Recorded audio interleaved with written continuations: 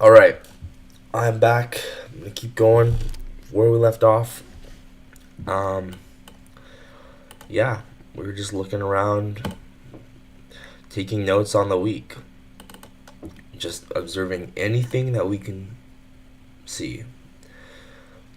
Just literally anything, right? Literally any observation is gonna be added to our notes. So, one thing I'm curious about is why did this 5 minute inversion fail? Why did this 5 minute inversion fail? Because I took this, um, and it failed, and it kind of made me mad. So let's figure out why this failed. So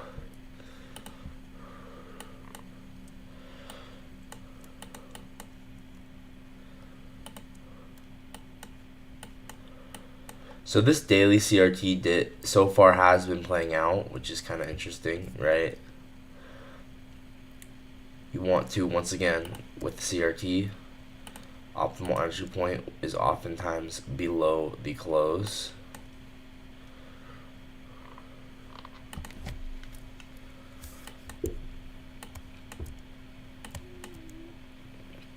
So I kind of thought that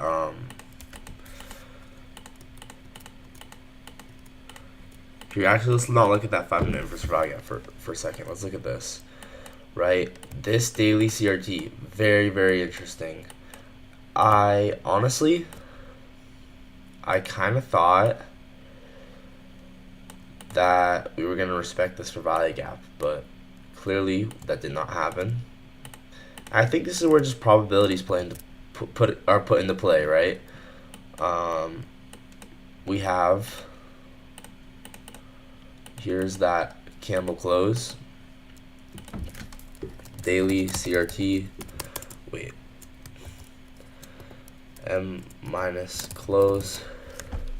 So once again, I'm basically treating both of these candles as one because once we get the second wick one, it becomes very obvious we're probably gonna go lower.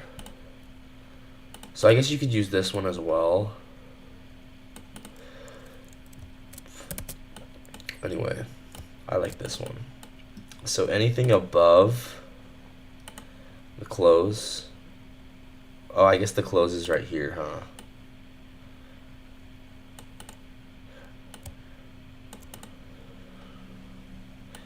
Once again, it depends on which candle you use, but let's just say we use that.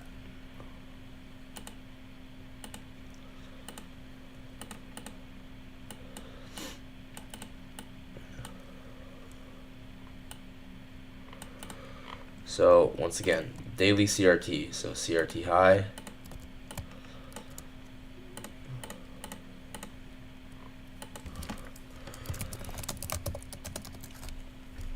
Once again, we could use either of these closes, but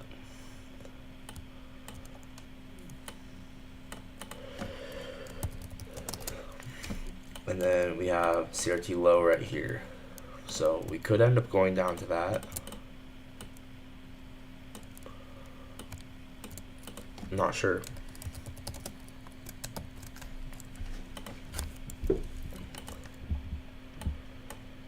So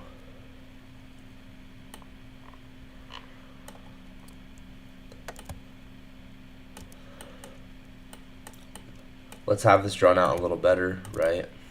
So here's our initial candle range. It's Tuesday from 18 o'clock until Wednesday, or Monday 18 o'clock until Tuesday at 18 o'clock.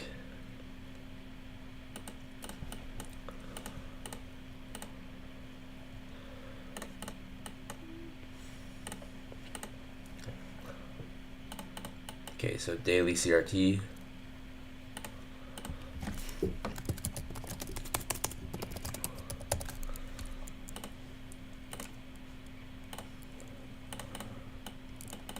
We have manipulation candle. And then a second manipulation candle.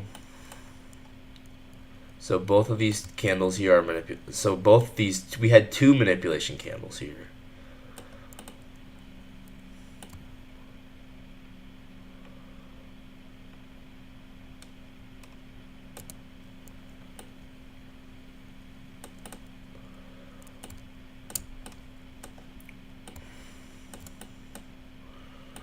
So once again, right?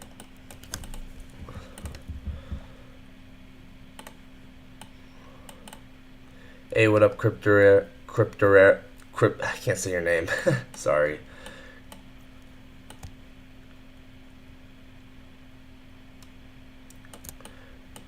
Crypto era.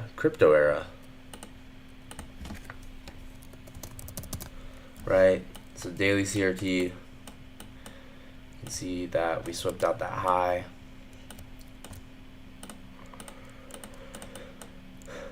So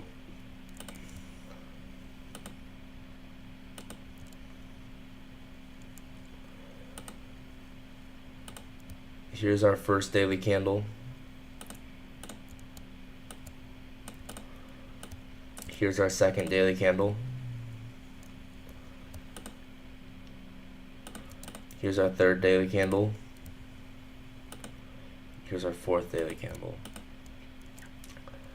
So you can see the optimal entry point was above the close of the manipulation. And also, technically you can use the candle too, but it becomes really obvious on candle 3 that we're going to draw back down. Yo, what up, Demrix? I saw you clip that one. You're like the only person who's ever clipped me, and I was like, oh, yo.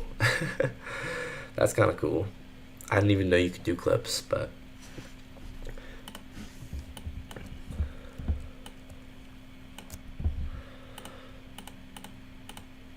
I'm trying to figure out how to make this look good.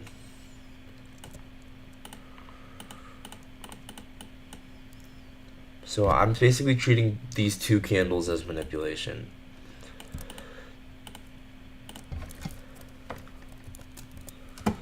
So candle 1.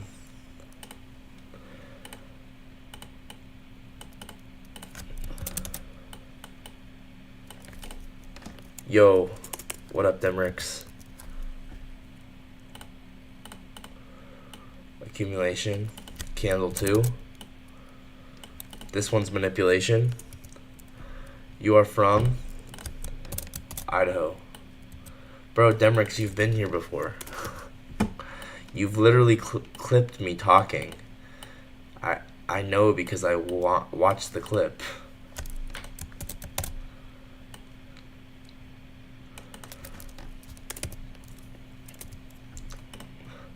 So I would say the CRT really, the reason I'm using two candles as manipulation is because it really becomes obvious that it was a CRT on the third candle. So I would have waited till the third candle. And then, at that point, right, to me it becomes clear, okay, that this is going to distribute lower.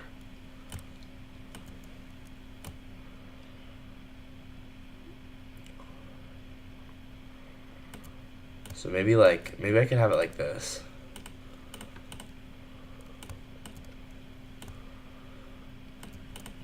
Yeah, I like that. Ooh, that's nice.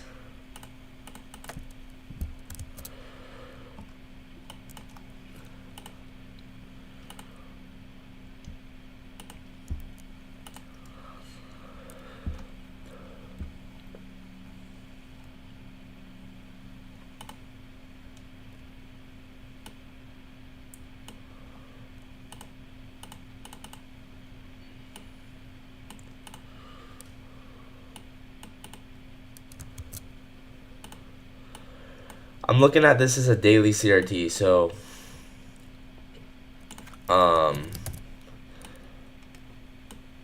so this was one daily candle, this was another daily candle, 159 time candle. I don't know what you just said.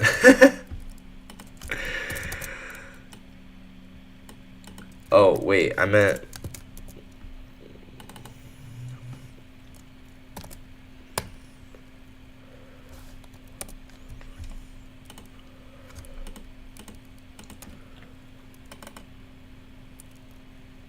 CRT anatomy? I don't know what that is.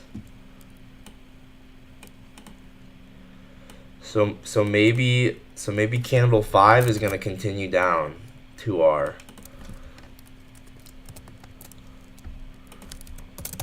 final draw on liquidity.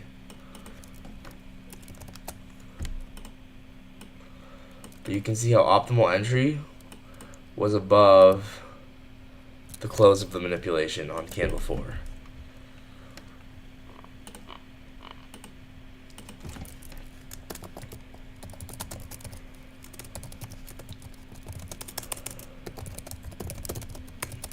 Oh, Azerbaijan. Nice, dude. I've heard about Azerbaijan. I've heard it's a cool place. Above close of candle number 3 within candle 4. Once again, guys, you see how powerful CRT is when used as a confluence. Once again, you could do the same thing with candle 3. I personally would not have had conviction until the third candle closed. So I'm going to do 2 different versions of this, right? So you can see it like this.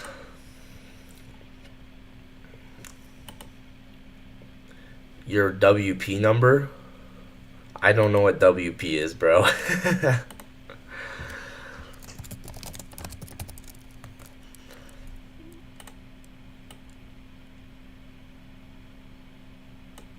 So once again, right? That's one way you could see the CRT, but then you could also see it like this, where going back to the daily chart, if you wanted to, consider this the CRT, then you could have that be the close. WhatsApp. I don't use WhatsApp.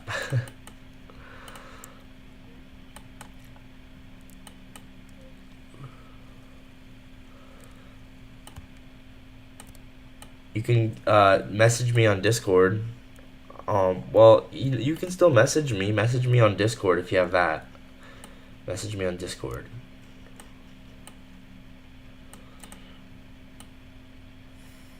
And I'll help you.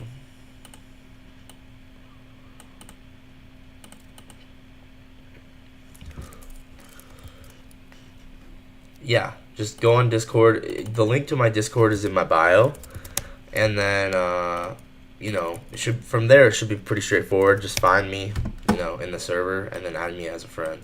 I should be the only one with a yellow tag, and it should say Jake.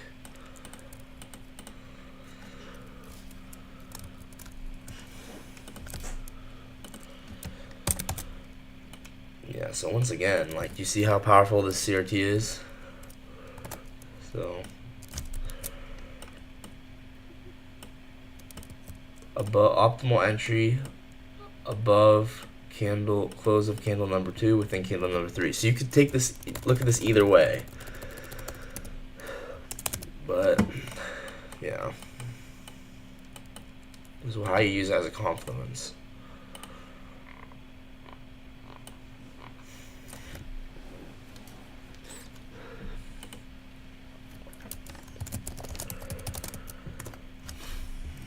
So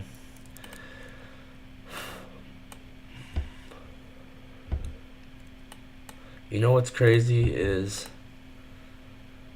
we create this new day opening gap, and on Friday that new day opening gap is kind of the sponsor of the high of the day. So look at this. I was actually looking at this new day opening gap on Friday. Oh man, I knew it. I was thinking that this was gonna happen, actually. Yeah, I said, man, it's crazy because I really did actually talk about this on my live stream, actually. I was saying, okay, this new day opening gap, it's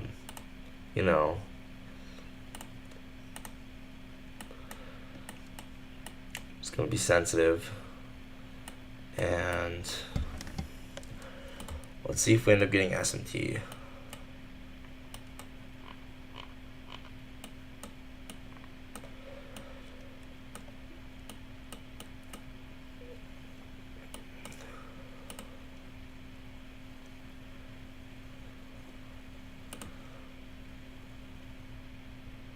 So this creates a higher high. This creates a higher high.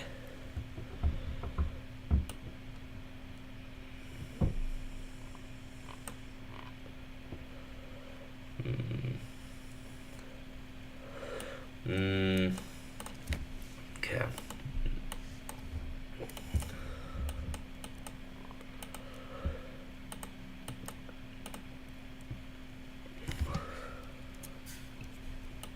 Either way, right, we're looking for our entry within this.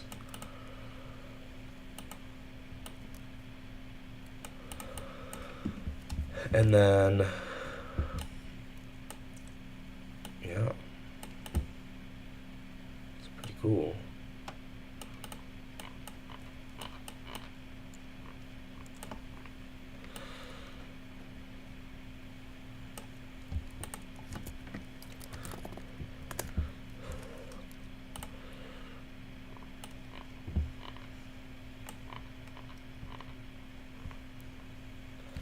Awesome.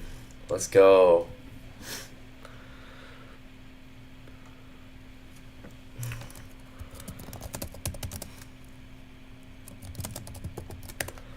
So, okay, what I'm thinking is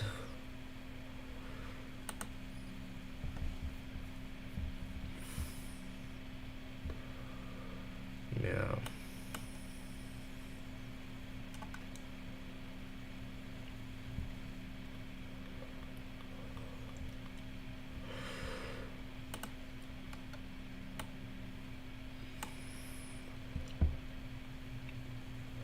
Fascinating.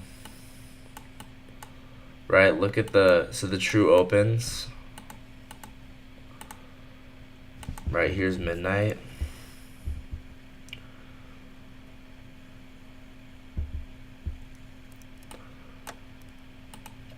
This is really interesting. We have midnight, we have an end dog.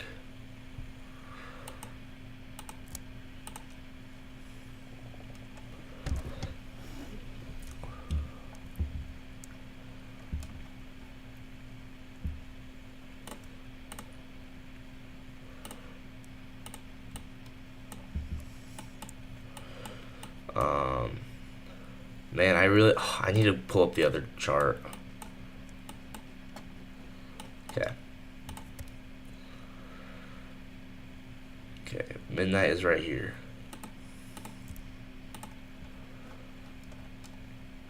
So see how you use midnight and end dogs together as I can even not explain, like, use midnight as a reference point, use end dog, and then figure out where the nearest end dog is, and then you're gonna trade against that end dog. So we have this end dog here.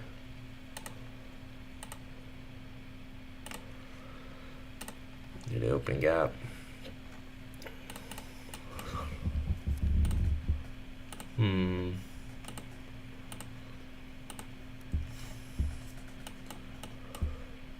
And then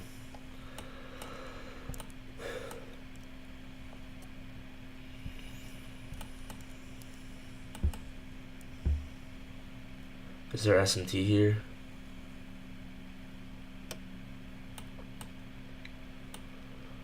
I actually think there is. Yeah, there's SMT with this high. And with this high.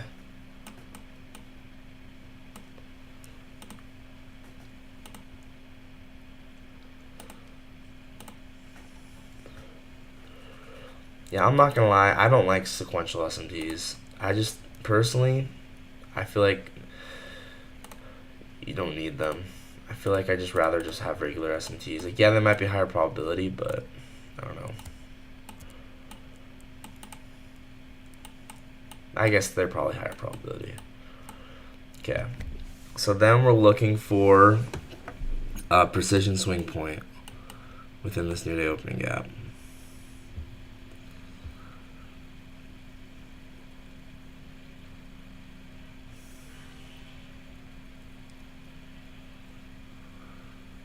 There's a couple. red, red, green.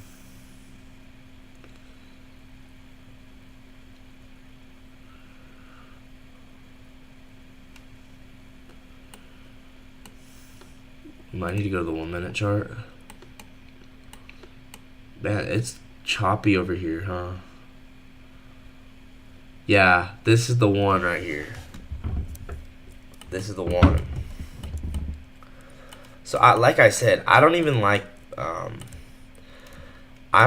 sequential SMTs. I just like these precision swing points, new day opening gaps, and midnight. And I don't know. See how that one's red, this one's green.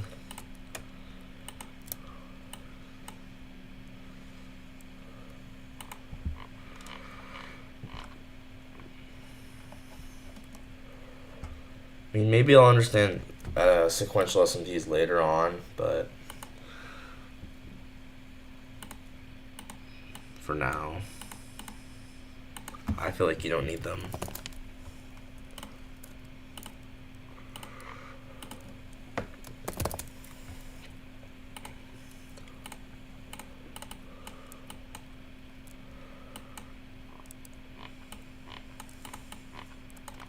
So this is what I like to see. Precision swing point above midnight past an end dog.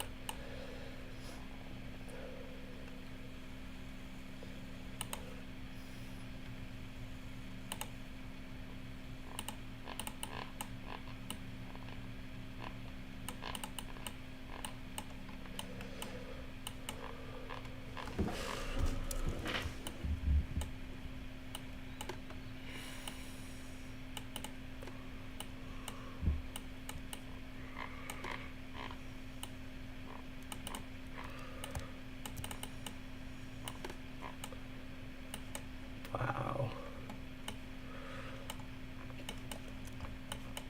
I don't even like. I feel like sequential SMT. I don't want to have to pull up that quarterly theory indicator. I feel like it's just too much work.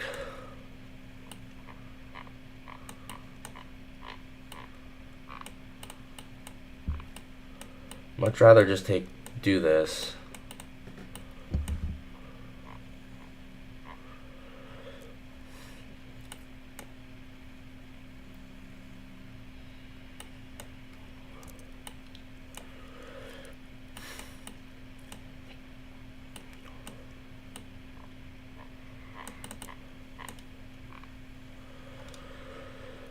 Once again, you could even enter on the wick here.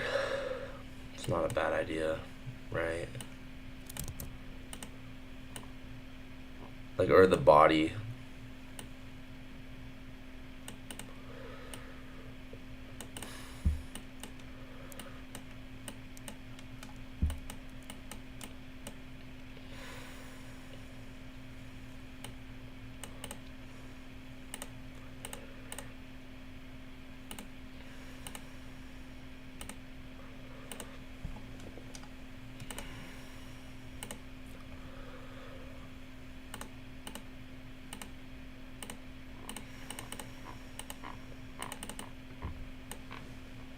I mean, that's kind of sick.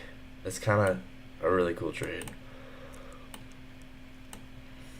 Oh, we got to figure out London session open. Oh, that's actually important because this is during London session. So the session open is actually important.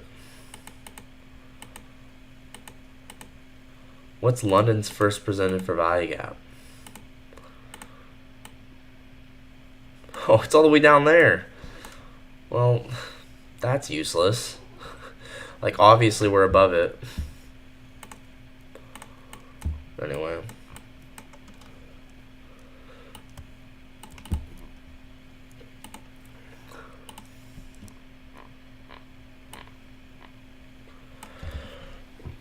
What day was this? Friday at 4:05 a.m.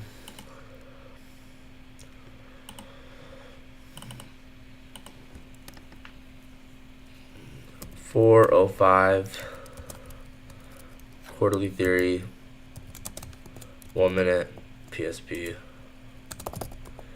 Not gonna lie, I only like 1 minute PSPs. I don't really like I don't know. I just feel like they work the best. They're most objective.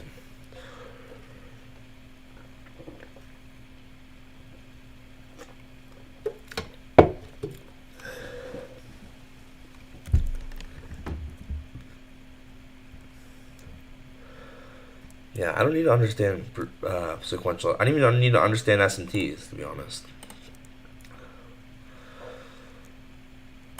I just need to understand um, true opens, end dogs, and PSPs.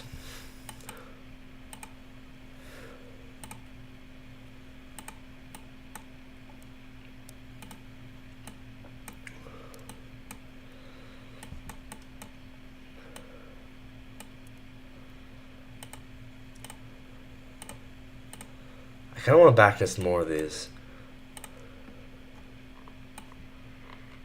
There's probably a lot more.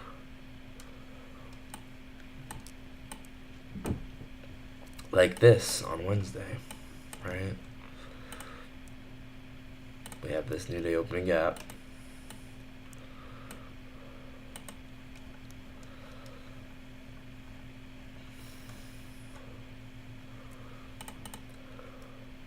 Where's midnight? Once again, below midnight. This is exactly what we want to see, right?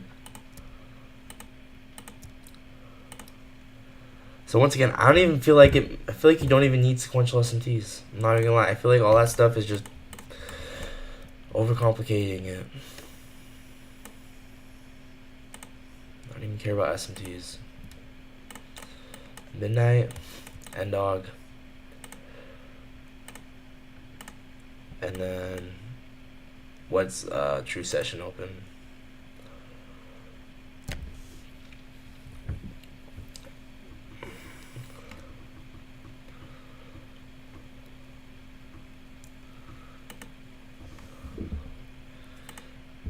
Okay, what time would that be? 1:30. Okay, 1:30. So we want midnight. We want 1:30.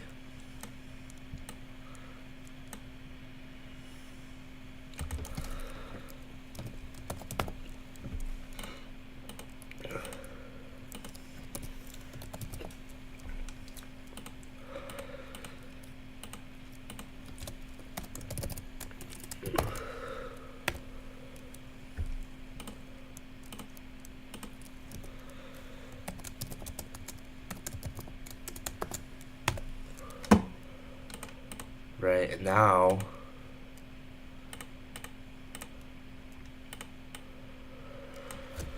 use this end dog and use our time levels. Honestly, I feel like it's probably helpful to have the SMTs, but I just don't want to check if they're sequential. I'm not even gonna lie. I feel like it's just I don't know. It's just too much work.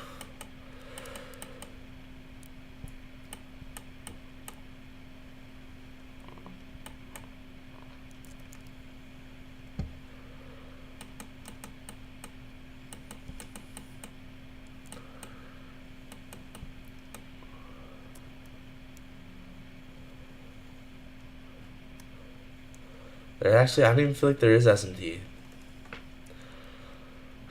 What the heck? Alright, let's go through all these candles one at a time. Green, red, red. Green, green, red, red. Oh, that one's green.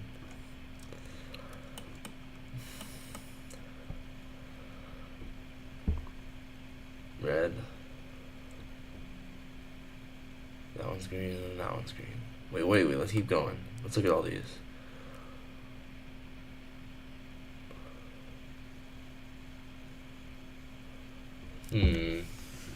So this one fails because we hadn't gone below midnight yet.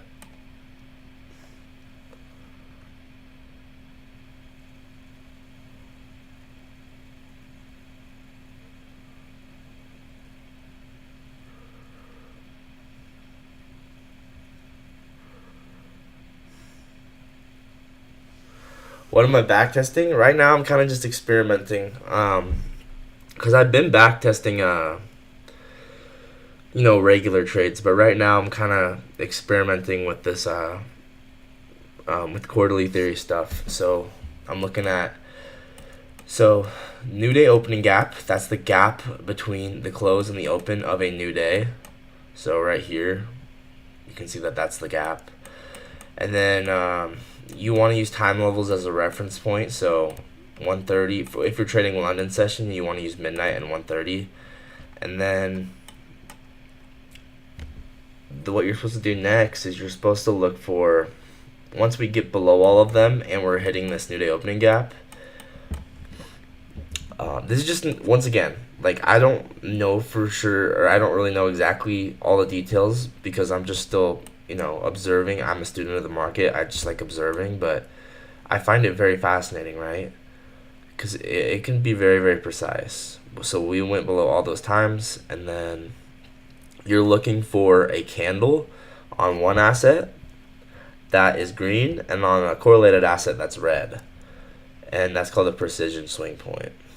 And so I think that occurs right here because you can see on YM here that this swing point is a green candle.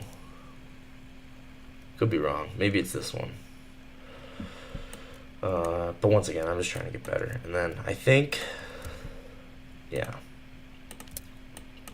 draw that out like that.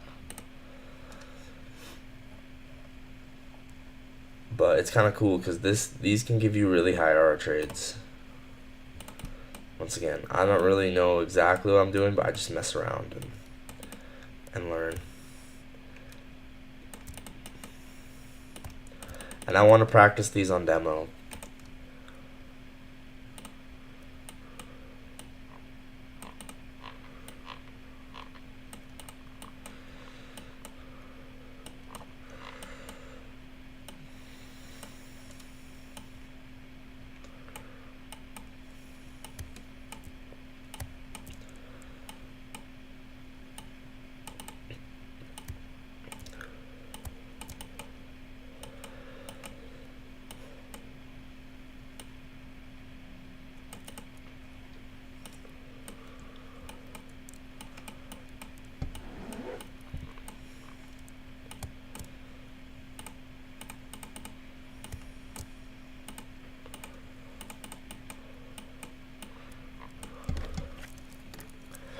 I mean, once again, I'm still getting better with these, but I just find it so fascinating that, like, it is very precise.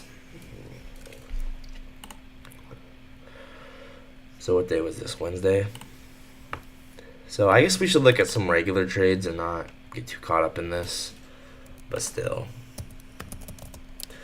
222 quarterly theory. 1 minute. I really don't like the 1 minute PSPs. Okay. Let's move on and look at something else.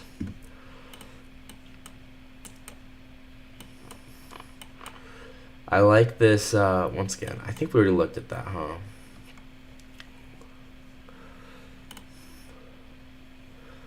I guess we should look at New York session, because that's what I actually traded each day. So I want to actually see, okay, what were the opportunities for each New York session? Let's look at Thursday, because I did trade that day. Wait, did I? Actually, don't know if I did. I showed up late. Still, we'll look at Thursday. So, okay. So, do you have a model?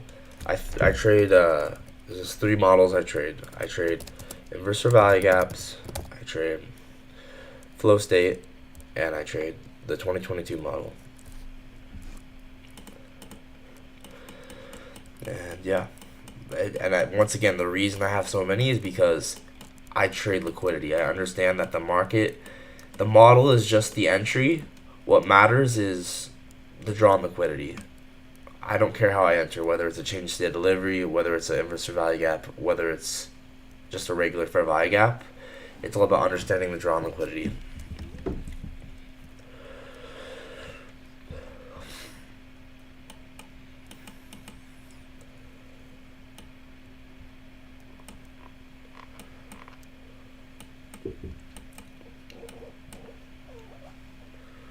So New York session opens up there. So what trades could we have taken? We had a 15-minute gap down here. Actually, I think it'd be more relevant to see, okay, was this a 5-minute gap? Let's measure this displacement out from high to low. Which prop firm do I use? I use Apex and Top Step. Okay, I wonder if we hit this fair value gap down here.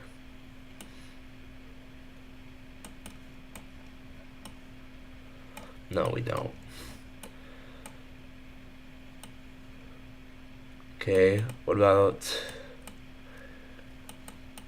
I guess,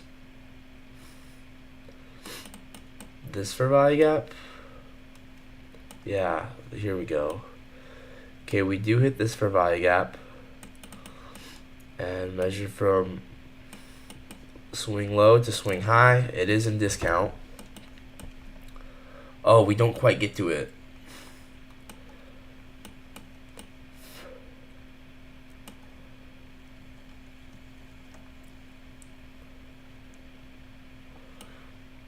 Maybe it's better to measure it out like that. Once again, I'm a student of the market. I just observe the market and refine. When did I start learning ICT? Year and what is it? It's August, so a year and 6 months ago I started ICT. I started trading about 2 years and 10 days ago, or 2 years and 15 days ago. Okay, so I'm trying to figure out what fair value gap is best here. You know, actually, what? Conceptualize this for a second. There's a gap between this high, and this low. This is the true fair value gap right here. You can see that actually is way more precise. Dang, okay. So once again, I'm marking this out as a 5-minute fair value gap, even though technically, you know, the fair value gap occurs here. I want to mark it out like this because this is the gap. This is where the market left a gap in the paint. So remember that paint roller analogy where it leaves a gap? Okay, so this is where I want to use for the gap. So 5-minute fair value gap. Then I want to see if there was 30-second change in state.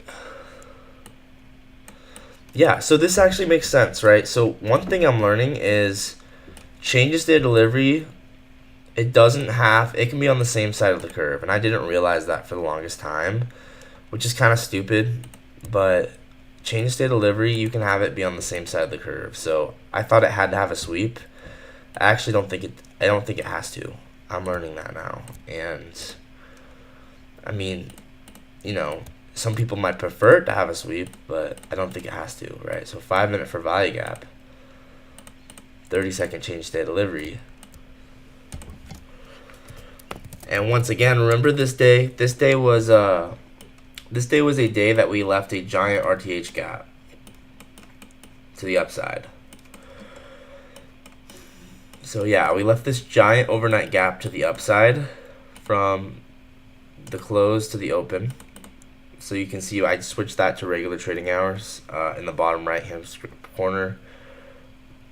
Right.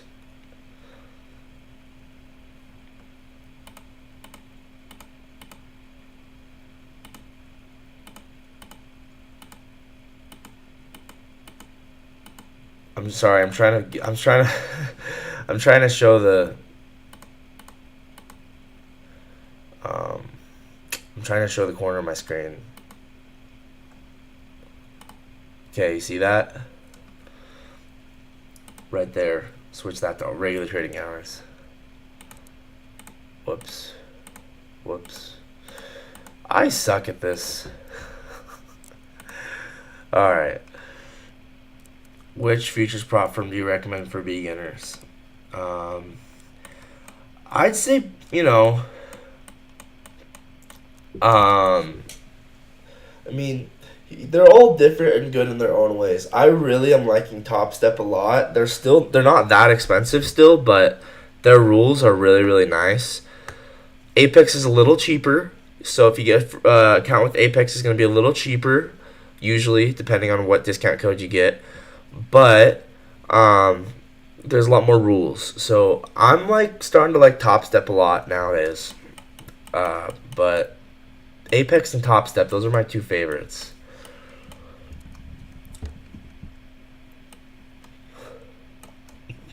So yeah, once again, this was an overnight gap. So what does this tell you? This is a really good draw on liquidity for the market.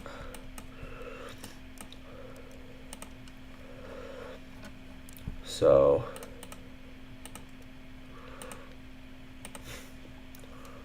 yeah, I'm realizing that this counts as change in state. It does. I should have just always known that, but I don't know why. I was just overcomplicating it. So 5-minute fair value gap, 30-second change state delivery. You can also enter on the wick if you want to make sure you get filled.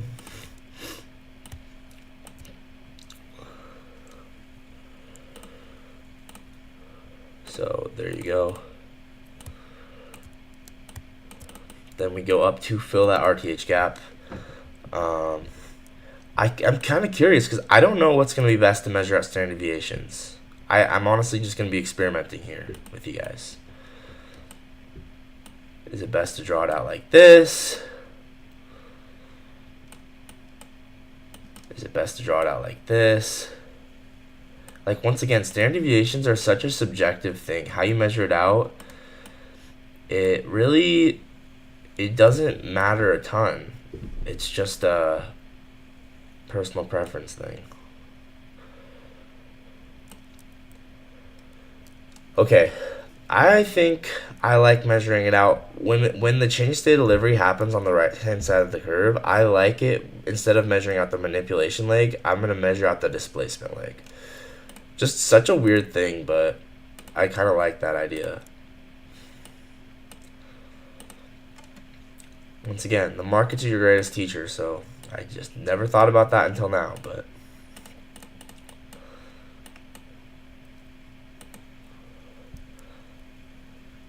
take the whole manipulation leg. Once again, it doesn't matter how you draw it out. That's how some people do it, and that's fine, but at the end of the day, it's just projections. Standard deviations are just projections, and how you measure it is kind of a subjective thing. Which ICT mentorship is the best in your opinion? I would start with 2022. I think that's the most straightforward and simplest. And then I would say, for the most part, ICT mentorships, they're going to be long and drawn out and rambling. Try and find the ones where, like, for instance, there's a 2022 mentorship no rant on YouTube somewhere. I highly recommend watching that instead to save you some time. And then for the 2023 mentorship, there's a playlist called ICT 2023 Mentorship Gems. I highly recommend, watching through that. And then as far as like a mentorship goes, I think Dodgy, so far from what I've seen, Dodgy or TJR both have really good mentorships, just online for free. You could watch both of those. And then, yeah, if you want a mentorship from ICT, probably the 2022 mentorship. But once again, ICT, it's going to be a lot more rambling. But if you're wanting that and you want it straight from the source, that's a decent way to go. Let's go, dude. Let's go.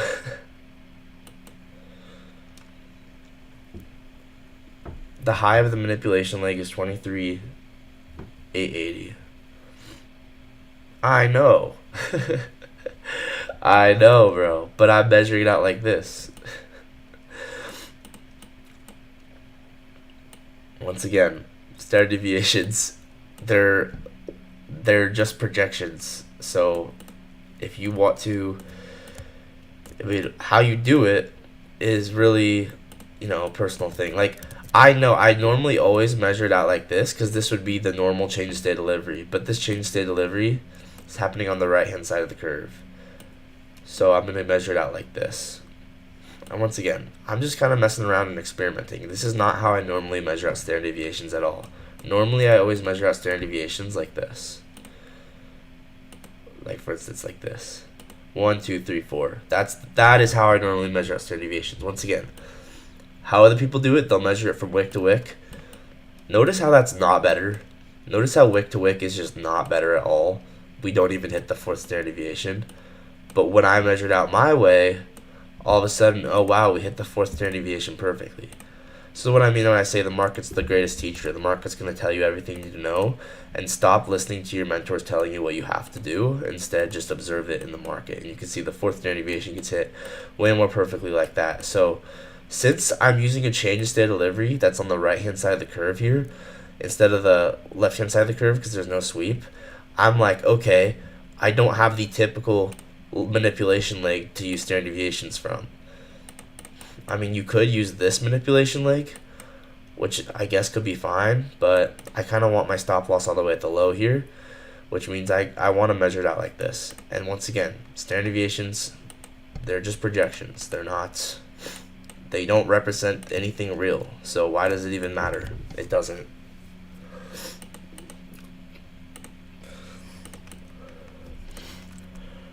ICT has some crazy gems inside the rants. If you're going to study ICT, skip the BS, no TGR, no dodgy, but go straight to ICT. I very much agree with that, bro. I very much agree.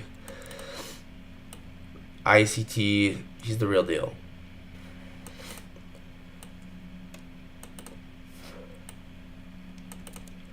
Yeah, I mean, that's pretty clean. I don't know what's wrong with this, why you don't like this, but that's a pretty clean measurement right there. I can't lie. I like that. Very, very precise, actually. Is the manipulation related because the final move down to the low of the daily BISI? Yeah. Once again, if you're taking a higher time frame trade, you can see that would be perfect. But I'm not taking a higher time frame trade. I'm taking a lower time frame trade. Or at least I'm framing a lower time frame trade. Once again, the market's the greatest teacher. At the end of the day, observations of the market are going to teach you more than anyone else scream. Because once again, 95% of traders are unprofitable. 99% of traders are unprofitable. So why am I listening to 95 to 99% of them? I should just be listening to the market and observing it and looking at it and seeing what actually holds and what's true. Because other people are going to try and distract you. They're going to lie to you. That's just kind of the game of trading. And so that's why I just don't trust people. And I just ignore everyone because I understand that the market's actually going to tell me everything I need. Okay, I'm not trying to be rude, but like at the end of the day, like you do you and what works with your best back testing, and then I'll do me, right? And if over time, if I realize this isn't a fine way to measure out standard deviations, then I won't. Typically, like I said, I always do the move that takes liquidity, but in this specific case, I'm not.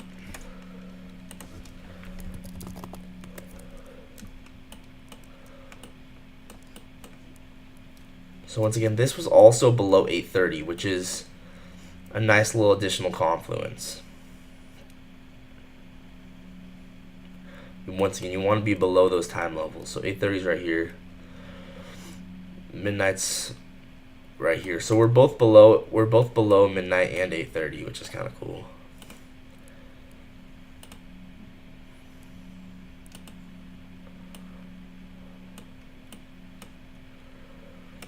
Oh, almost hit that 8th standard deviation perfectly.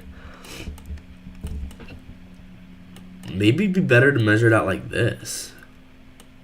1, 2, 3. Once again, I just like observing the market and letting the market tell me how to trade. Look at how much more precise that was. Just this first up close candle, measuring that out. That's an interesting observation. Look at how much more precise this is. Once again, though, it's just projections, and you just have to get better at understanding in what conditions, what projections are going to work best. I'm just going to keep it as it is right here. But once again, like there are lots of people who say standard deviations are dumb and they're useless and they're not important. And to those people, I say that's correct, but that's not all 100% true, because it's just useful to mark out places to take profit. That's really what it is. It's not going to be anything. Why would you not enter at the CISD to the upside after 8:30 manipulating? You would definitely enter there. I just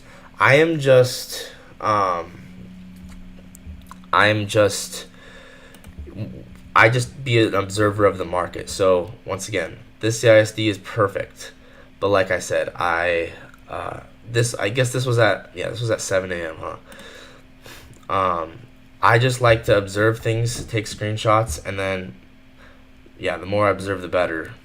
But that one is perfectly fine, Inferno. So I'm gonna put this in my folder. 9:01. What time is this? 9:16.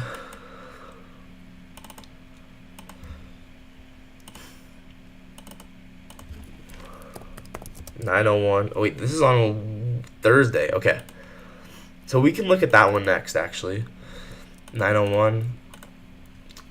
Flow state retest. 5-minute, 30-second. Yeah, let's look at that one next, right?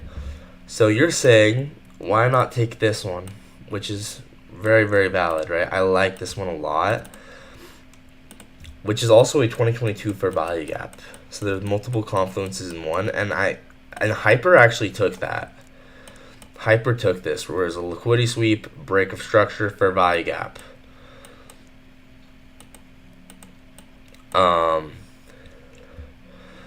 Let's see if we have a PD ray. Right, we have a small 5-minute fair value gap here.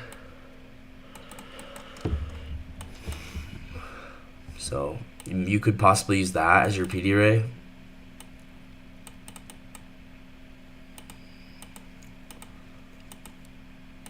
And then 30-second align time frame change to delivery happens right here.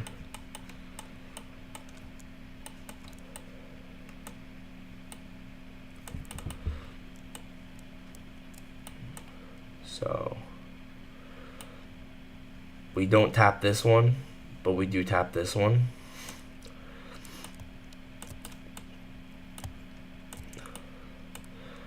And there was SMT at that low.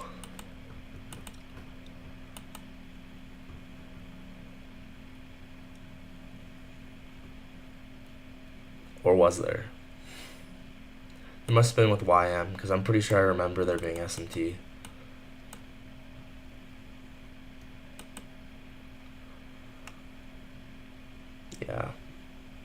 Yeah, we get SMT with YM.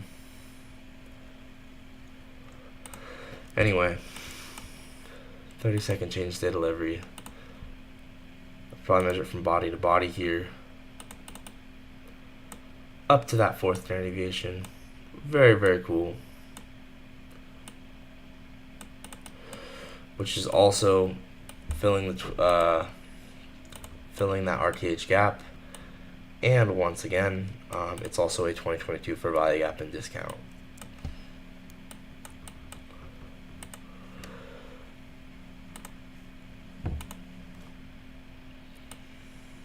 Oh, I gotta mark the trade out.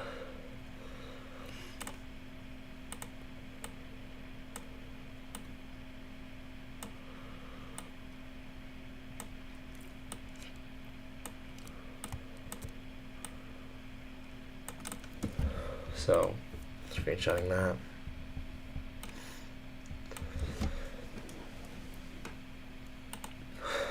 So, what is this? 9:30. Flow state retest. 5-minute, 30-second. Okay, save that. Once again, this is also a 2022 model. Now, I'm kind of scared of these ones, but because once again, there was no internal sweep of liquidity really. Besides this, but I kind of wanted to see this low get taken, so there was no internal manipulation, which is why I was kind of scared of this 2022 model. Then again, this 2022 model did end up playing out, and so, you know, we're just going to observe it, right? That's all we can do. We swept liquidity, into that fair value gap. Can you review and backtest yesterday? I mean Friday? Of course, dude. Let's go ahead and do that right now. I'm doing anything within this week, pretty much. I mean, even if it's not in this week, we can review it. But, yeah. I'll finish recording this trade, and then we'll go look at that. We'll go look at Friday. So, once again, liquidity sweep, break of structure, either here or here, really doesn't matter.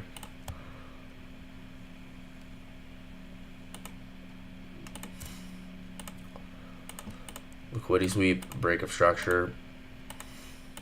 Let's just mark it out here because I like the lower ones. Even here is break of structure.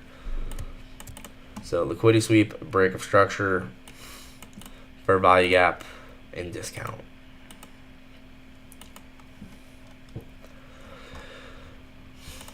And oh man, it's not the first presented fair value gap though, but still, right? Liquidity sweep, break of structure.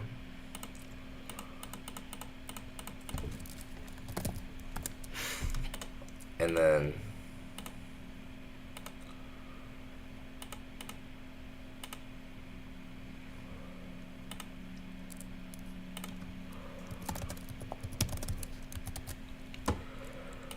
bang bang, pretty clean. And wow, that's crazy RR. Imagine you just go, okay, I'm gonna enter here, stop loss at the low, and then I'm just gonna target the fill of the RTH gap.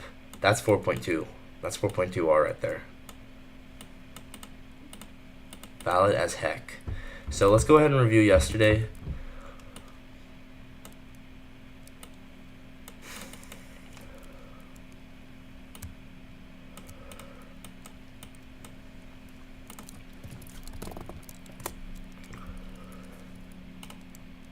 I don't know if I recorded this one yet. I might have. 9:30. I already have recorded it, whatever. 1 minute, number 2. So Hyper actually took that, which is kind of cool. So let's go back to this yesterday. So yesterday was kind of annoying. I'm not even gonna lie to you. We gotta learn. The thing about these inversions that look super nice is, I'm not gonna lie, sometimes these inversions will happen and they're used specifically to induce people to going long to go target their stop losses. And that's something that I've noticed, right? Sometimes these really good looking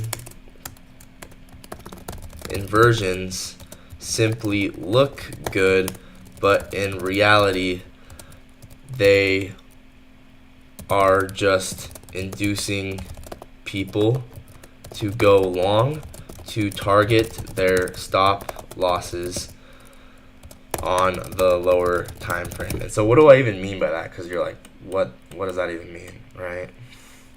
Well, what I mean is,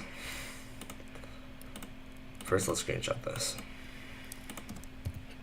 Well, what I mean is there's an external gap. So we don't actually know, when we get this inversion, we don't actually know if this external gap is going to get broken. And so that's why you have to go break even at this external gap, because you don't know, right? You don't know if you're going to get through that. So put this in Friday.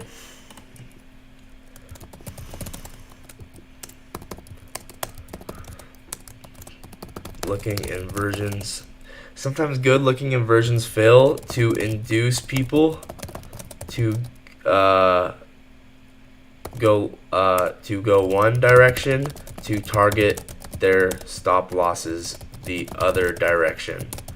Because you have to realize there's a lot of people that are trading inverse value gaps now. And so the most obvious inverse value gap, even if it looks good, sometimes it's just going to fail because there's so many people going long now with inverse value gaps. Wait, why is this? Oh, I have to remove the parentheses around good. Okay.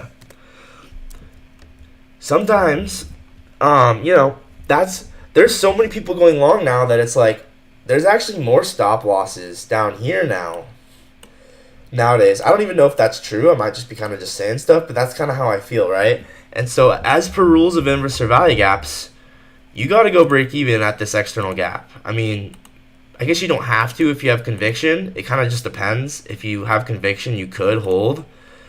But typically, you're supposed to go break even when you get into this external gap here. And so, my thoughts are essentially that the people who don't go break even, they're kind of dumb money, right? They're kind of like, unless it's like actually a really good liquidity pool and whatever, they just had conviction that we're going to break it. But to me, I kind of see this as a 5 minute for value gap. Once again, I don't care that there's two overlapping wicks. I'm still going to consider this a fair value gap. Even like, once again, two candles is one here. 5 minute for value gap. So kind of what I see what happened is we had this 5 minute for value gap, and then on the lower time frame, we got 30-second change in state. Would you trade the Friday London kill zone? If yes, where would you sell and why? Yeah, let's go ahead and look at that. First, I'm gonna finish drawing this out, right? So we get a liquidity sweep of this high. I'm actually curious, was there SMT here? If so, that would be a nice confluence. You can see that there was SMT, right? We end up getting SMT with that high. I trade ISMTV and Veto Momentum. What the heck is that, Shaney? Dude, is your name Shaney? Is your name Shady? I've been calling you Haney for the past month, bro. You haven't even said anything. Let me know if it's Haney or Shaney, but that's kind of funny. I just read it as it's just Haney. I don't know. It's kind of dumb. So I'm going to call this, once again, implied 5 minute for value gap, because using two candles as one, I call these implied gaps. Shit. Oh, I'm so dumb. I'm sorry, man. I'm sorry. It's okay. So once again, 30-second CISD delivering from this 5 minute gap. So you can measure out standard deviations of this. Once again, I like it body to body. Well, actually in this case, the SMT was with the wick. I'd actually measured out with the wick. Yeah. So it's just context, right? We backtest OTE here, and we're going to look at London. I'm just going to finish outlining this. We backtest OTE of that manipulation leg. Then we hit first standard deviation, second standard deviation, third standard deviation, and fourth standard deviation, which aligns with these equal lows. Dang, bro! You know that puts you above like 99% of people, right? Most people cannot do that. Like, you don't realize how hard that is. Props to you, man. Good job. It's impressive. It's very, very impressive. Most people cannot do that. Once again, equal lows. Very nice draw on liquidity. Something you should always look out for on the chart is equal lows. Always look out for these.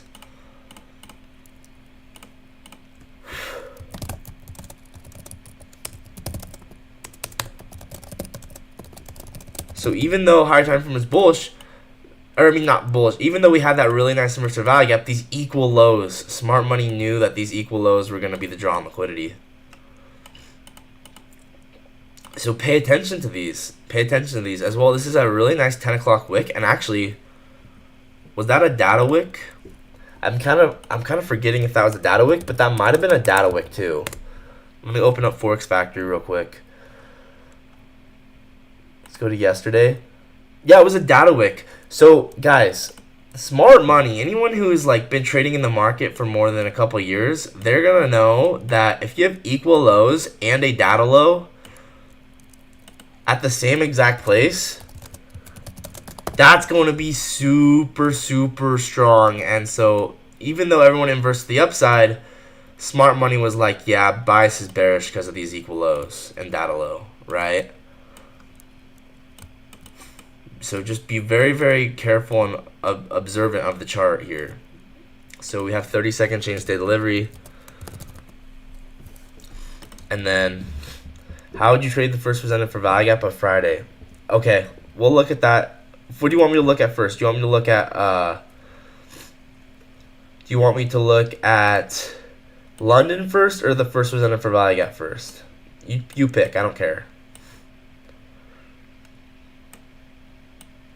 So this is not how I would take this trade, but I'm just showing the regular flow state entry, right? If you have a 5-minute gap, a 30-second change day delivery, this is your basic entry, right? The way I would try and take this personally, yeah, that's 10 a.m. news. The way I would try and take this personally, so let's finish screenshotting this. So I'm gonna call this 10:22 flow state retest 5-minute aligned with 30-second. The way I would try and take this is I would take this as flow state OTE entry. Which why would I want maybe do it, right? I'm not saying for sure. Like good chance I'd probably just try it on demo because I'm trying to get better at this. But notice how OTE of the manipulation leg, so once again, the manipulation leg of flow state, measure it out.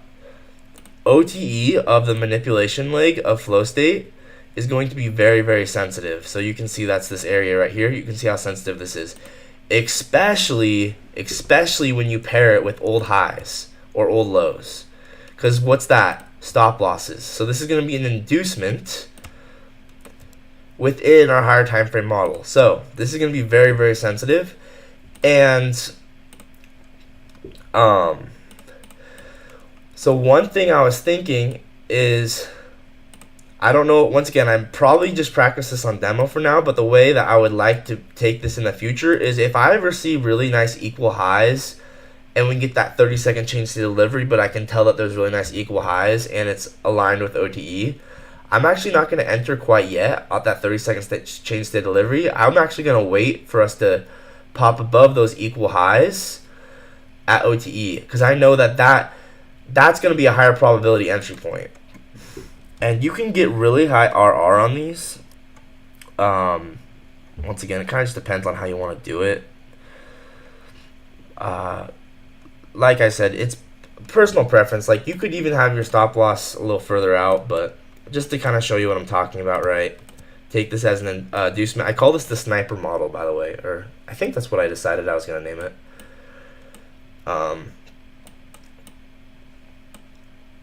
Where you just kind of have this giant range here. So I kind of see this as accumulation.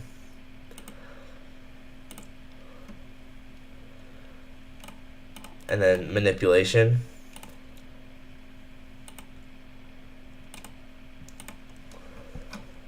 And then inducement at OTE.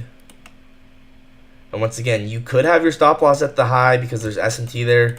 If you want to have your stop loss a little bigger, that's fine too. But just kind of just showing, just for reference, right?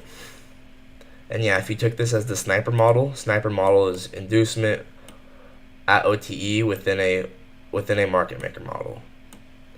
Or it doesn't even have to be inducement. It could just be entry at OTE. But that would be 10-1. That's pretty cool. Right? Once again, I'm still trying to get better at these. A lot of these right now I'm just trying to take on demo because easier said than done. Easier said. It's obvious the market moves in this way, but can you take it in real time is a whole different story. It's very hard to take these in real time, but I'm practicing and I'm trying to get better. But I can see them in hindsight. It's very obvious in hindsight. Easier said than done. So let's go ahead and save this. Once again, 10:28. 10:28. Flow state. I'm gonna call this a sniper model. 5-minute, 30-second. Or you could also call this a flow state inducement. No, I'd call this sniper model because I'm entering at OTE. Okay, save. And yeah, I saved that, right? I saved that in the right folder, right? Okay. All right, you want me to look at first presented for value gap of Friday. Okay. So this was interesting because I was looking at this throughout the day. We had first presented for value gap was right here. So not this one, because this includes the 929 candle in the sequence of 3 candles. 1, 2, 3. Invalid because it includes the 929 candle. So we do not use this for value gap. Even though it happens at 9:30, it's not the first presented for value gap. This one is, right? And once again, it's because this one includes 929 in the sequence of 3 candles that make up the fair value gap. And we don't want that. So we use this one as the first presented for value gap. And you can already see how laser precise it was respected right off this break of structure here, which is kind of cool. So 1 PFVG. Like, look at this. Break of structure. It's crazy how precise this was, but it literally happened so fast. And I wish I saw it because I kind of wanted to try it out, but I didn't. But like liquidity sweep, break of structure, retracement to this first presented for value gap within premium of the displacement. That's crazy. So if you really wanted to be a degen, you could have entered. Like sometimes I'm like kind of like, well, what if I just try a trade like on a personal account where I try it like that? But I don't know. That's for the future, not for right now. But how do you know if it gets respected or inverted? That's the thing. You don't know, and that's where you have to understand draw on liquidity. You have to understand the context, and it's all probabilities, right? At the end of the day, you don't know, and you're just taking a trade based off of, you know, what you think the draw on liquidity is, and if you're wrong, that's where you have risk management. So you don't know. That's the thing. But it's objective that this first presented for value gap is going to be very, very sensitive. Objectively, it just is. So you could have stop loss at the high here. I don't know. You could probably just have it at the body. It just kind of depends how personal preference. Once again, though, I don't know if I would have taken this because it's just a little risky. It's a little risky. You're in discount. You're already driving lower, but I'm just gonna mark it out because it obviously played out. So I like to observe things that do play out. Once again, always easier in hindsight than it is in real time. Obviously, but that's how we get better, is by looking at hindsight. 1 minute liquidity sweep, 1 minute breaker structure, 1 minute first presented for value gap. If we measure out standard deviations, this one I'd honestly do body to body. You can see how perfect that was. Yeah, that's so crazy. I'm getting better at knowing what to use for standard deviations based off the context. What strategy I use. Everyone asks me that, bro. I trade liquidity. I trade the highs and lows in the market. So, long story short, I trade 3 different models. I trade inverse for value gaps. I trade flow state. I trade 2022 for value gaps. Because, yeah, I mean, that's just, that's just how you get entries. But the market's not moving for entry. The market doesn't really care about your entry. The market's moving to run liquidity. So the entry is just the tool. The liquidity is the target. You get what I'm saying? The strategy is not really that relevant. What matters is the entry is not really that relevant. It's understanding the draw on liquidity and using the entry as a tool to target that draw on liquidity.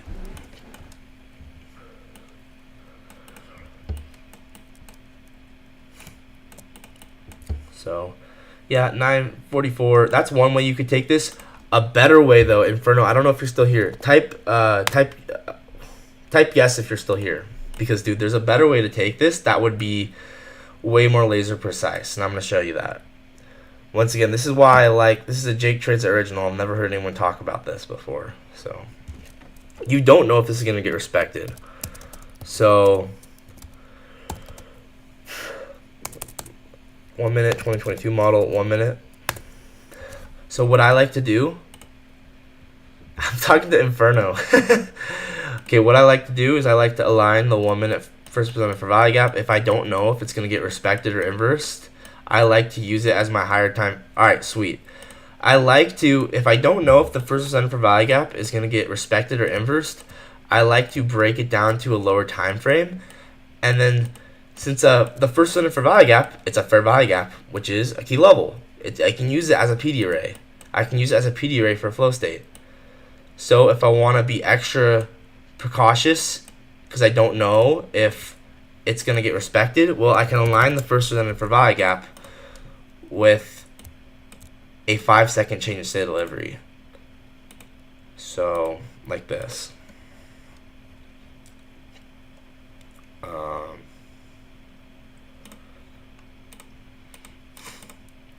Once again, easier said than done because, you know, hindsight's always easier than live time, but objectively it's happening, right? So here we go. We got liquidity sweep. That's step 1 for flow state, right? You need a liquidity sweep.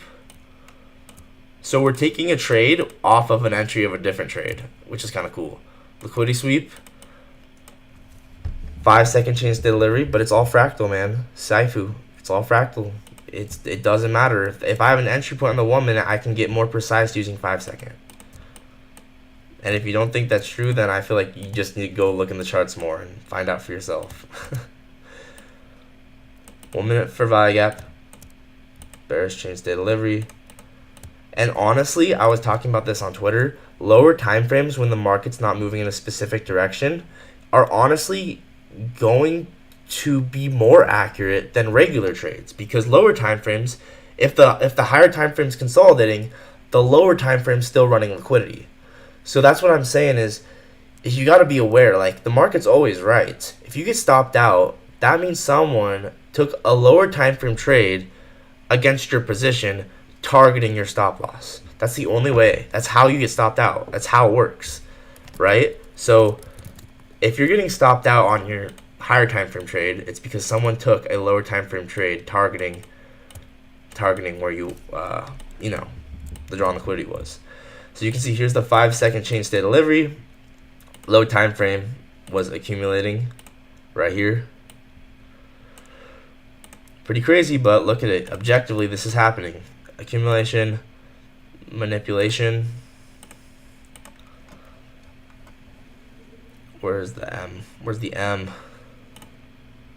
Dude, I gotta get my templates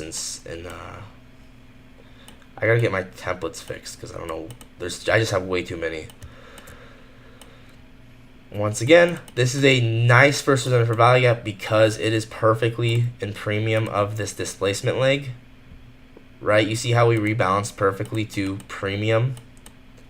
It's like literally perfect. Who's not ready for me, bro? I'm not ready, but we're still gonna lock in. We're still gonna lock in. So I guess let's mark that out as equilibrium. It could be an additional confluence, right? We perfectly tap equilibrium here.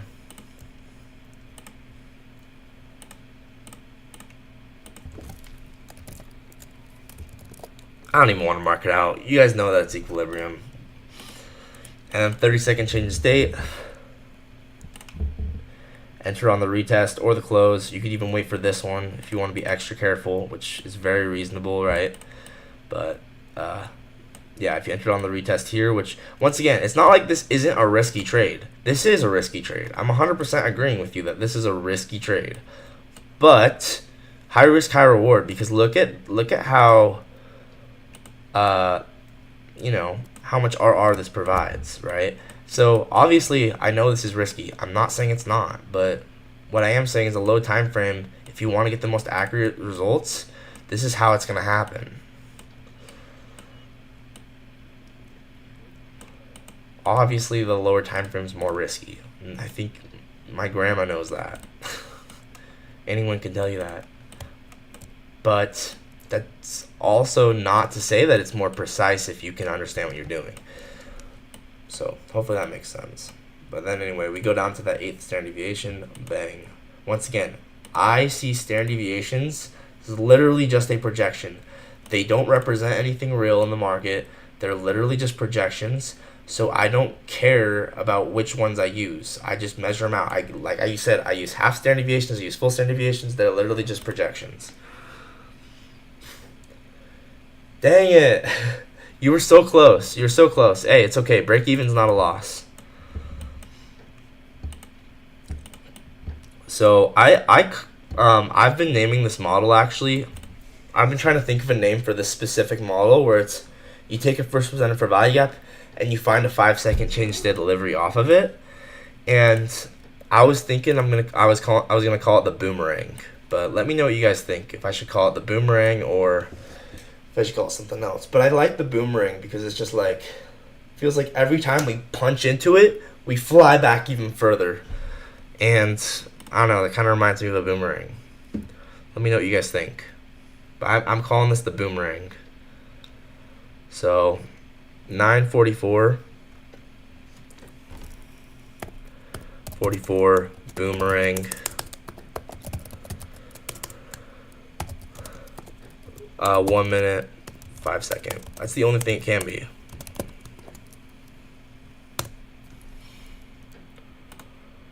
Why rename? Well, it's a very specific kind of flow state, right? It's a flow state off of the first presented for value gap. Anytime you have flow state off a 5-second change state delivery off of the first presented for value gap, for me, like, it deserves its own name. I feel like it deserves its own name because those setups are so unique.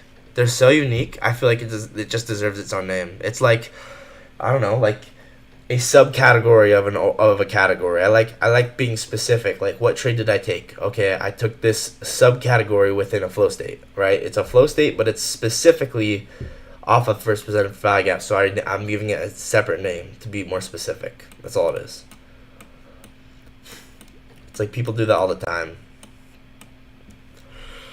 But like I said, like everyone's taking these higher time frame setups. Everyone's taking these 5-minute inversions, 3-minute inversions. At some point, you have to ask yourself, are these higher time frame inversions just inducing dumb money who's taking these higher time frame inversions, and then smart money is taking a lower time frame setup, targeting their stop losses and getting them to induce into a long position on that higher time frame change state delivery? Like, you have to almost ask yourself, like, this whole narrative of lower time frames are not accurate. It's totally not true, because like a lot of time higher time frame trades, like 3-minute, 5-minute inversions don't work, and then you'll find that there was a perfect lower time frame entry that was to target the stop losses of the initial trade. RIP. I'm sorry, Saifu. You guys should join my Discord, my trading Discord. It's it's in the links in my bio, but it's completely free, and it's just kind of like a good place to meet people and hang out.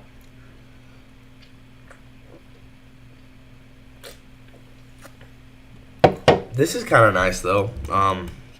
Once again, the market's the greatest teacher, so you gotta do what makes sense to you. Look how perfectly these equal lows were though. I wish I talked about this in the market recap, because if you ever see perfectly equal lows like that, you gotta be so careful. You gotta be so careful. Perfectly equal lows like this, they're going to basically be, they're going to basically make longs that would otherwise work fail. So be aware of perfectly equal lows, because they're gonna make longs fail that would normally work.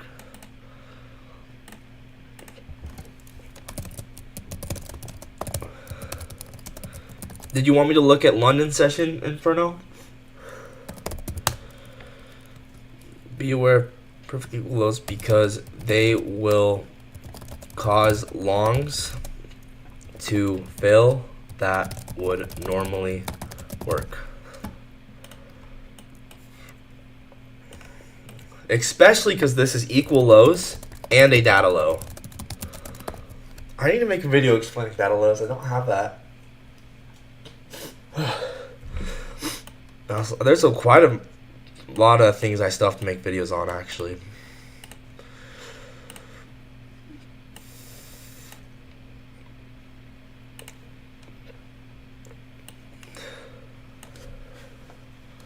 So, this was on Friday. Crazy stuff, guys. So, markets are so precise. I don't get it. I don't get how people don't see it. So,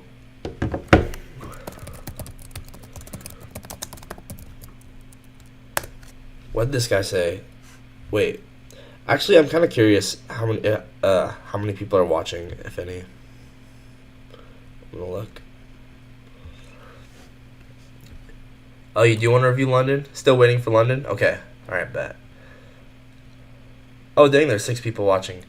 All right, I'm gonna go on a bathroom break really quick, and then we'll look at London right after.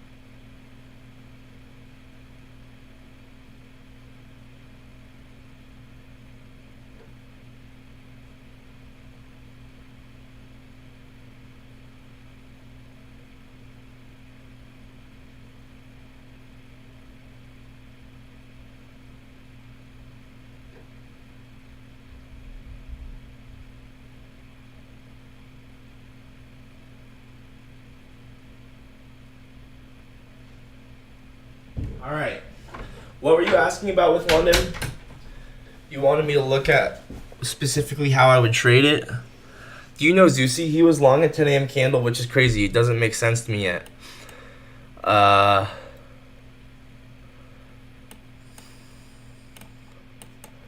Well, 10 a.m. candle.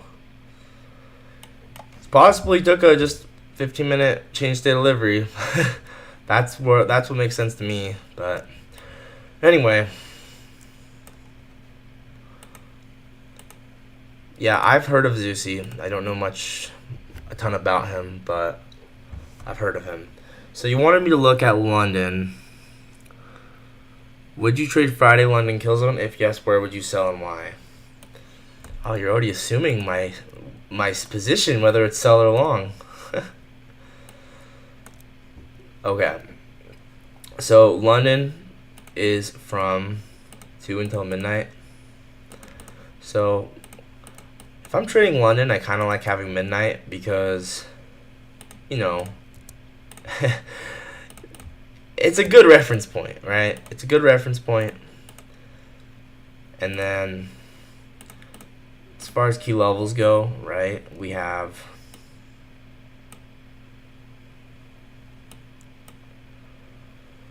this 15-minute rejection block. We end up sweeping that.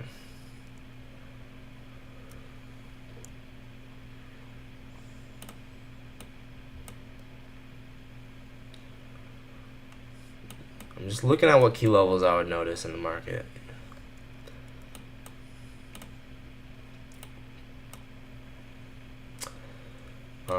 The big one is there's a new day opening gap. Yeah, I figured how you would take that, actually.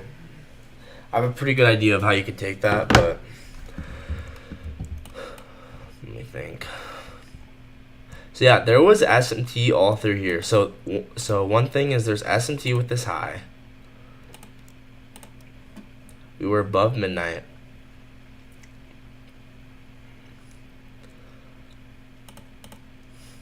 And then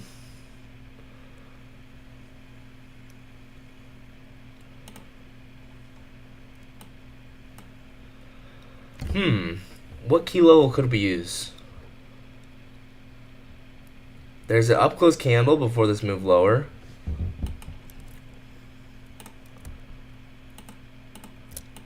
So that's an order block.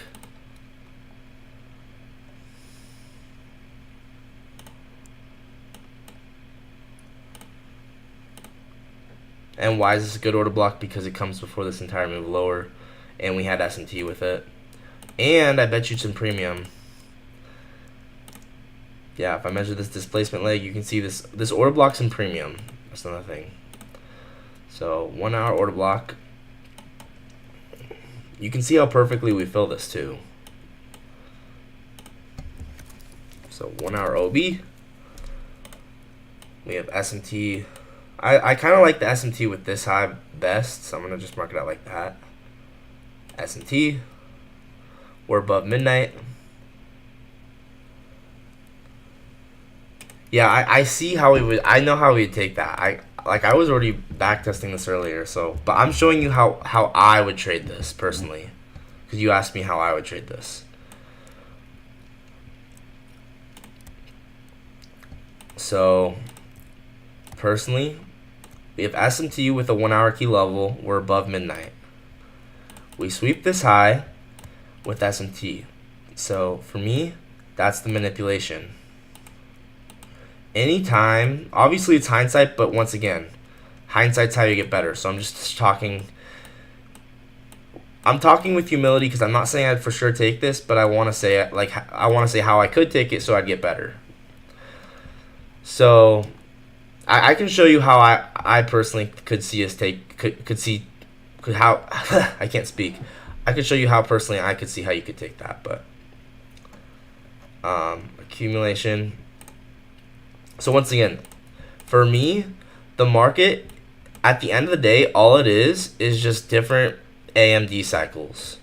So all I'm looking for is where's accumulation. So I like this giant candle range, right? This giant candle range, when we sweep that high, that's a very, very good sign that since this is a giant candle range, when we sweep the high of that range, it's a good sign we're going to go to the low of that range. We actually don't perfectly, but we go to these lows here.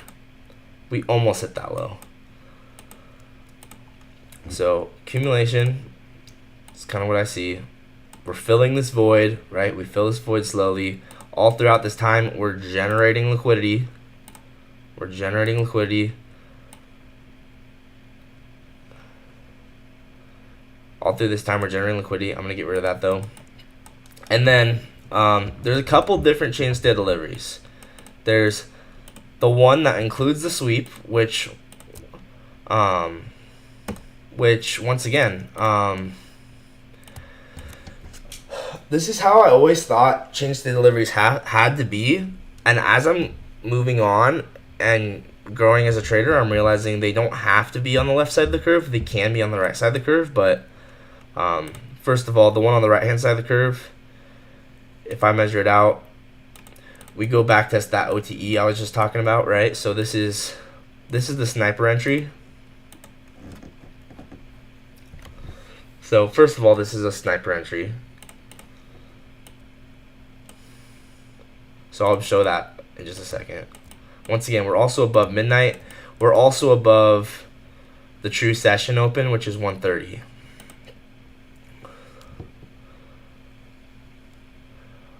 I'll get to that in a second. Wow, that was crazy. We go perfectly to that 8th standard deviation. Actually, if you measure it out like this, oh yeah, see, there you go. That's a way better way to measure it out. Now we go perfectly to that 8th standard deviation. Okay, so check this out. This is the sniper model. It's a model that it's my own model. It's my own model. I came up with it. I discovered it.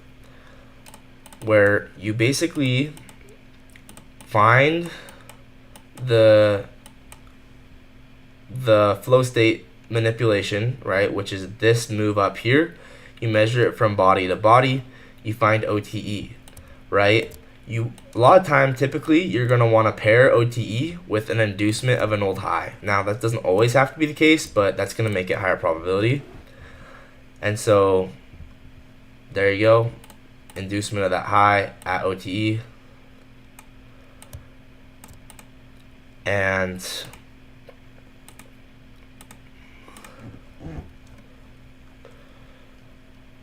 there's inducement. Once again, obviously it's hindsight. I know it's hindsight. But how do you think we get better? Because obviously it's happening, so it's just a matter of reviewing it until we catch it live, right?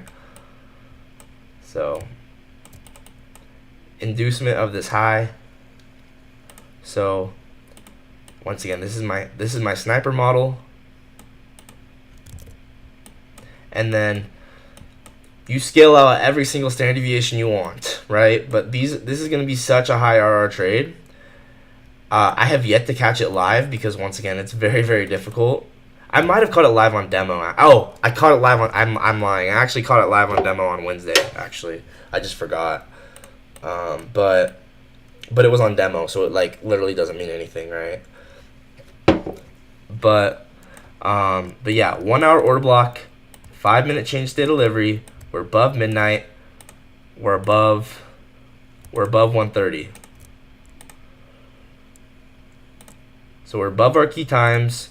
We get our flow state model, and you can see that OTE of that manipulation leg is paired with an inducement. So this is my sniper model, and so with that, that's how I personally, that's my model I made, right? It's pairing OT. Usually you want to pair it with inducement. Yeah, I'll show you the demo trade. I can show you the live stream actually.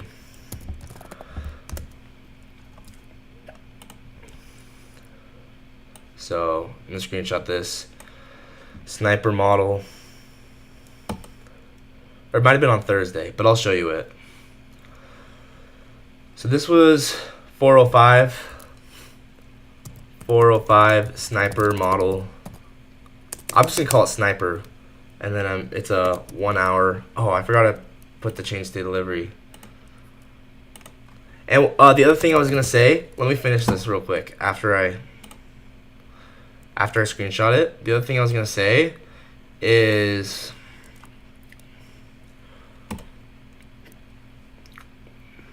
.405 sniper 1 hour 5-minute.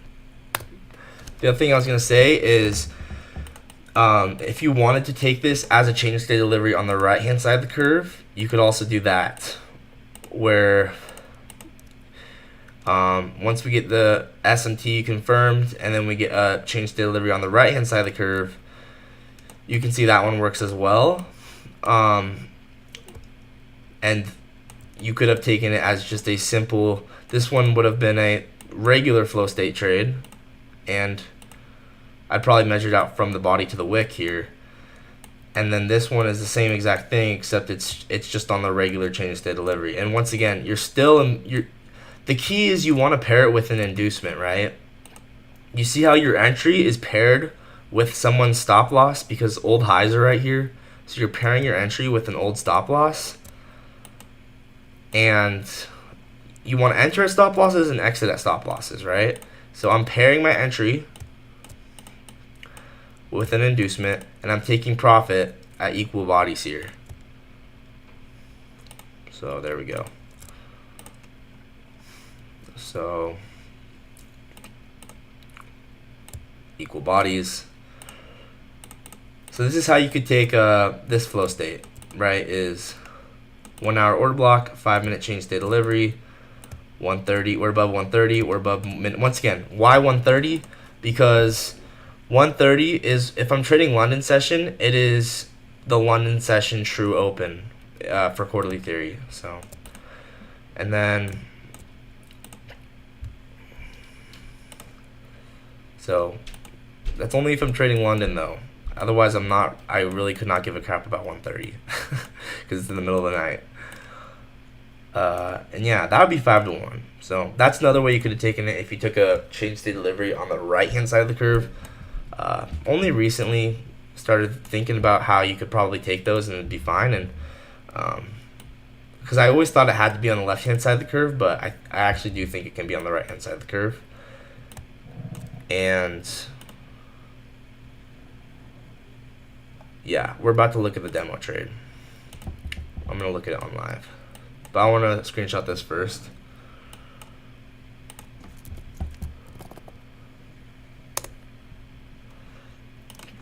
So this is the other way you could take this.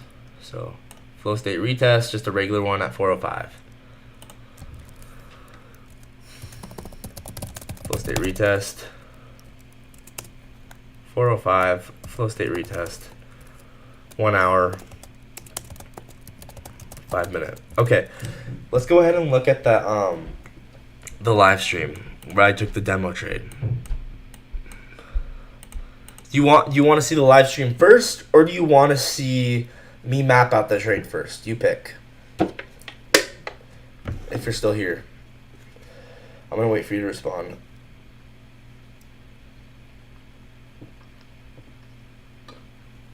You pick live stream first, where I show you me taking the trade on demo, or do you want to see the me map out the trade and then show you me taking it on live?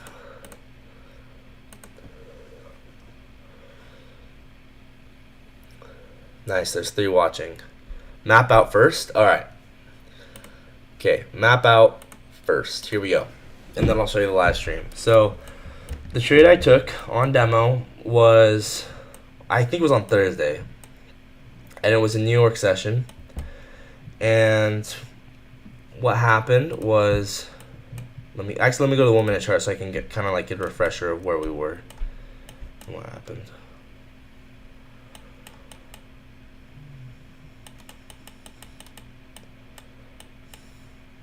Oh yeah, wait, was it on Tuesday? Oh, it was on Tuesday. Yeah, Tuesday was my favorite day of the week by far. It was so nice. Such a beautiful trading day. Giant market maker buy model, right? Market maker sell model and then market maker buy model. So,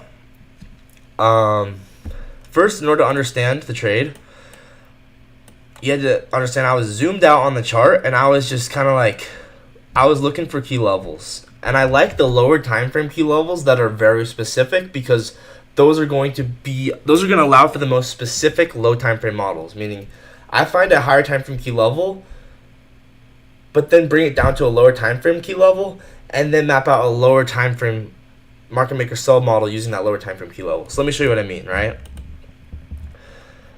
So let's start with this one. So this is a really nice 1 hour order block, right? Because it is the final move up before this super large move down that takes out all these stop losses. So I know this is going to be a very sensitive key level. And you can see that it is, right?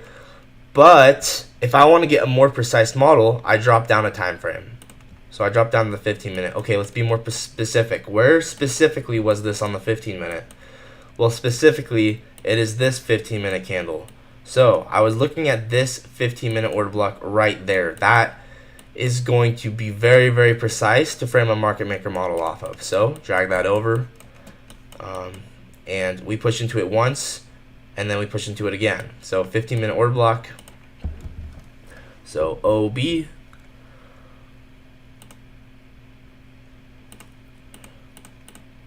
and let's change this to dark. Let me know if you're still here, by the way, because if you're not here, I'll probably just move on to something else. But so okay, 15 minute OB. We sweep out a high, so that's step 1 for flow state. Liquidity sweep. Liquidity sweep. And then, so we have a 15 minute order block. So,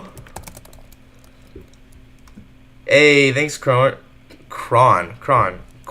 Is it Corn or Cron? Okay, thanks, bro. I appreciate it. That's awesome. LOL, still here. Awesome. Okay. Like I was saying, so you guys saw how I got that key level. If you don't, just rewind it. But I pulled up that 15 minute order block on the higher time frame. So once again, for flow state, what do you need? There's 3 things. There's only 3. It's really, really simple. Liquidity sweep, higher time frame key level. So in other words, PD array, right? If you guys don't know what PD array is, I have a video on that, but PD array is the same as key level. Just PD array is just a fancy way of saying key level.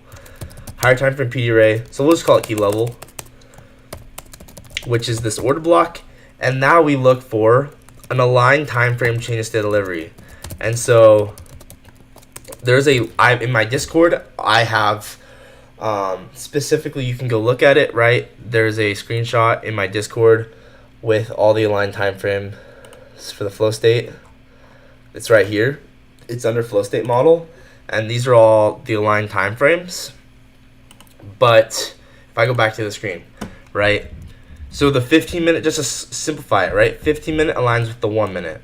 So here's this 1 minute change to delivery. So at this point, now all of a sudden, I have a low time frame cell model framed using a very specific higher time frame key level.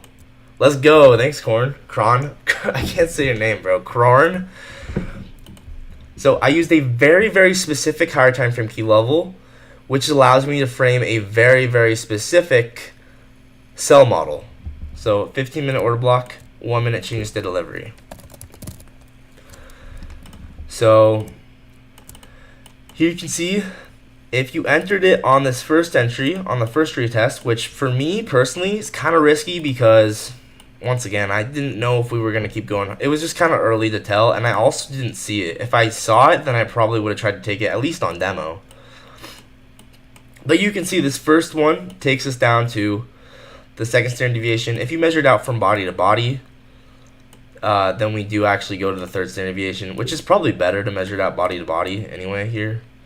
And then however I measure out standard deviations, I always put my stop loss in the same place, because that's just common sense to me. So we hit that third standard deviation. So you could have entered the trade initially on that. Now,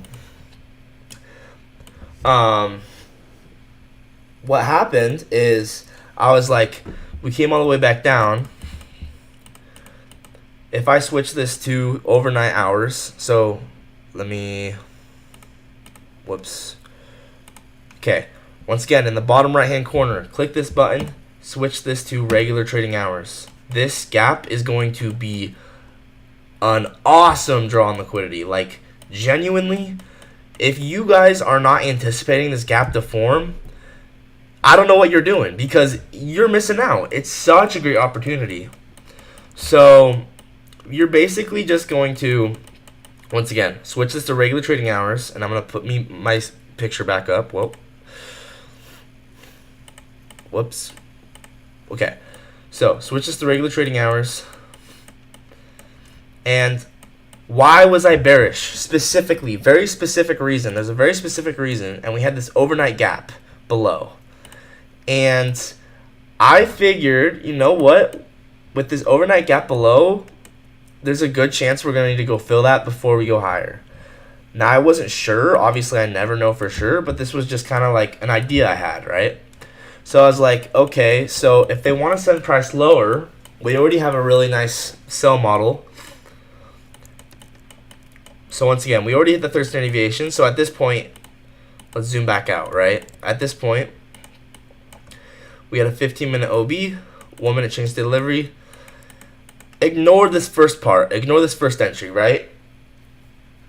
All I'm looking at is liquidity sweep, change to delivery, and then we came all the way back down.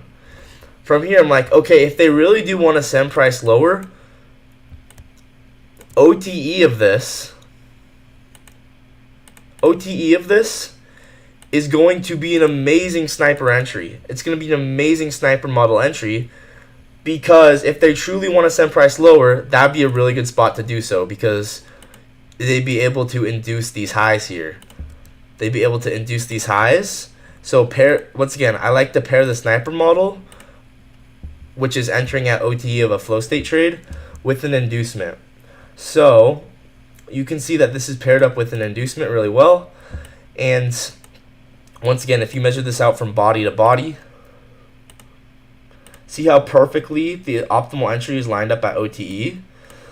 And so, as well, pair this with an inducement, right? And right here, you see how that was the high, right? That was the demo trade I took. I took this on demo. Yeah, it was Trump, but it was also, right, the market moves very specifically. So even if Trump's speaking, the market's still going to move precisely. It's not going to just randomly move. Even when Trump's speaking, it's still going to be very, very precise. It's still going to respect PD rates. It's still going to respect key levels. It's just in what way is it going to? And that's where it comes to risk management. What about hedging on trading sessions opens, like with tight stop losses, etc.? Wait, what? What do you mean? Like just gambling the trading open? I don't recommend that.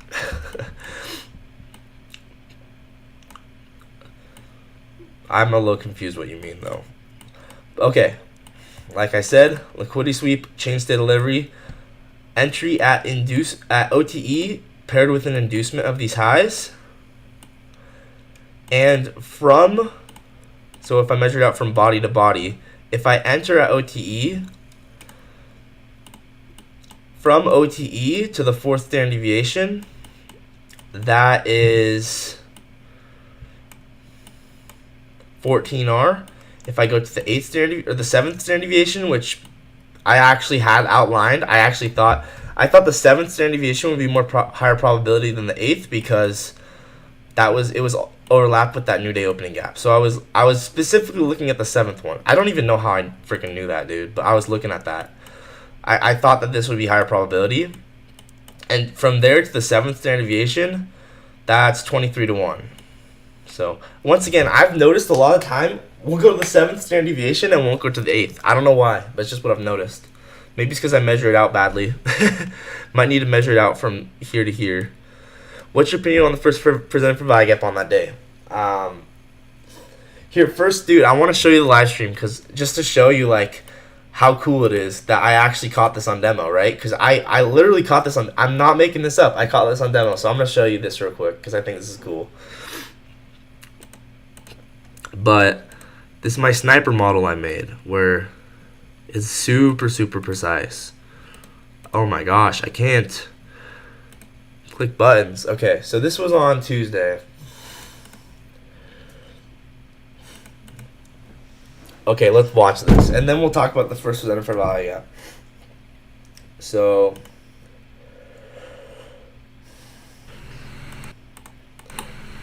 look at this, right? I have this exact thing framed where I have that 15-minute order block. I have these highs above the chain state delivery, and I'm saying how that's possibly going to be an inducement because we have really nice highs placed above the chain state delivery. Now, I didn't know for sure it was possible that we could keep going up, but I had it as an idea because, once again, that RTH gap was below. And so, once again, here you can see I have this exact trade marked out where, once again, I don't know why, I don't even know how I figured out that the 7th standard deviation was going to be better, but I was pretty sure it was because, I know how. Hold on, let me show you why. Why did I think the 7th standard deviation was a better target? Because if you measure out this range,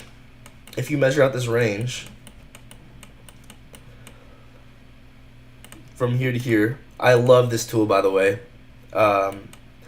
It's a fixed range volume profile. It's basically going to tell you where the most transactions happened within a range.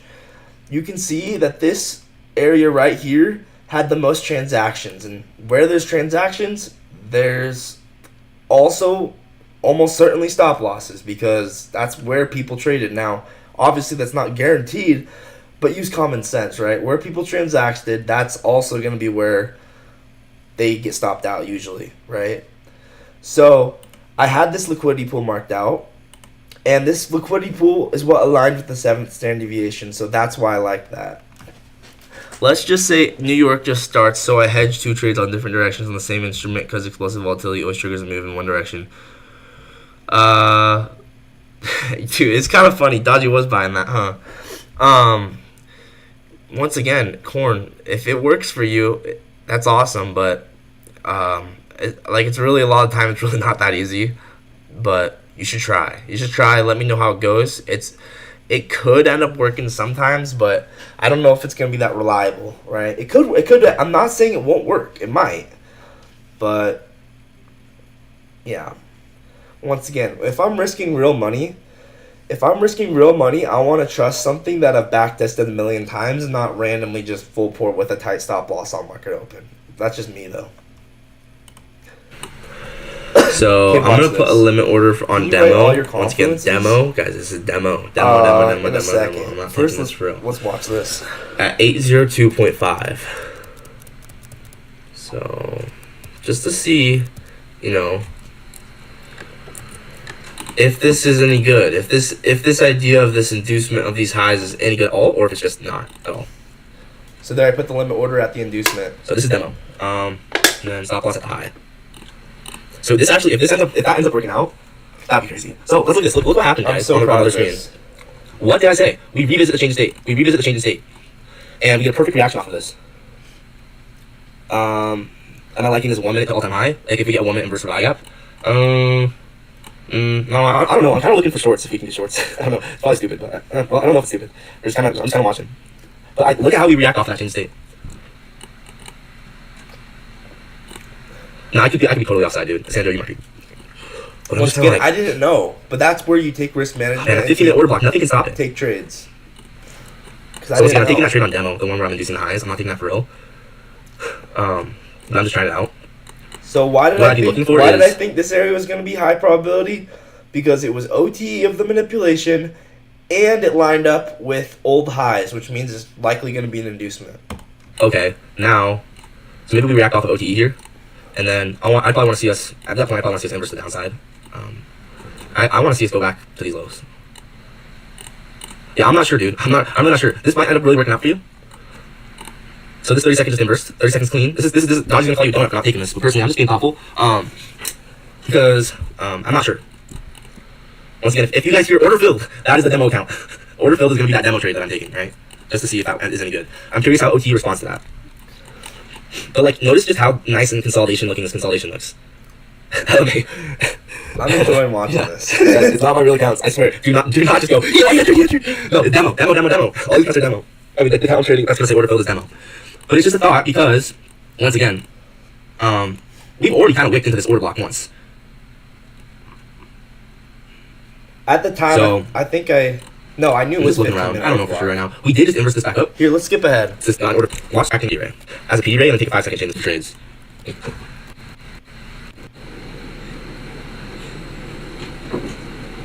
A 1 minute. Y'all fill. See, this is already a no. So we have not hit our max deviation. So my order got filled. Let's not miss it. Order filled. There you go. See, I got entered on the inducement right there. Okay. So Let's not miss it. I entered right there. Who knows what happens with that demo trade? That's gonna be interesting. So yeah, the reason I was thinking that could happen is because, well, this is already a 1 minute. Here, I'll just pull it up on Discord. This is already a 15-minute model with a 1 minute change of state delivery. So, and we haven't hit the fourth standard deviation at all. No, Madblock, I swear. Oh my. So what did I say? Right? What did I say? That this might be an inducement because this is already a 15-minute order block and then a 1 minute change of state delivery, and we have not hit our max standard deviation yet. We have not hit our max extension. Not even if you measure out like this, we haven't hit our max extension. And actually look at that, right? Actually look at that. Look at how we hit OT of the bodies. So you guys saw how it said order filled right as it hit that spot, that OT. Oh my gosh, this inversion kind of looks good. And then I took my real trade. I was right to have a quick reaction to this because once again, 15-minute key level, this close below this down close candle will be a 1 minute change state delivery, and we had a liquidity sweep. And it was in line with my bias. So with all that in mind, I love this. I took this as a real trade. Watch Well, just kidding. Alright, so that demo trade, looking pretty nice, guys, on this demo account. Look at that demo trade. Once again, scary in real life. We'll be very scared to take that for real, but you can see that. Once again, so... No, bro, Trump just helped you. Well, okay then, but I've seen that signature happen a lot, dude. Either way, the market's very precise, and if you don't want to think that that's happening, then fine. But I think we wanted to go lower because of the RTH gap. That demo entry was literally perfect. It was like picture perfect. And why? Why did I know to do that? Why did I know to do that on demo? Why did I know to do that? Bring the guys in. All right, so I think this 1 minute change state delivery test actually could be fire. We inverse this gap. Did we inverse this gap? Oh, I see you being sarcastic. I was like, dude, there's no way you just watched me do that. And you just, oh, bro. I was about to throw some hands, dude. But watch this. I'm about to take this on my real accounts. Because I'm really proud of this trade. That was more of just an experiment. No, I didn't take a loss. I would take a trade. So we swept out those highs. We had a 15-minute order block. I'm actually thinking of taking this. We're going because once again, that 15-minute key level from all the way back there. Liquidity sweep of these highs, 1 minute change state delivery. That is all you need for flow state. 10 a.m. I think this should be good. And it was in line. The key was it was in line with my bias. I thought we would need to go fill that RTH gap below, and we had a really nice displacement. So this would be 2 contracts. I think we should. I think this is decent. This is also 20.2 gap. Okay, good. I'm gonna try this. I think this is worth a shot. So I'm gonna put a limit order at the change state. Because 15-minute order block, liquidity sweep, 1 minute change. So watch this. We have not tapped that yet.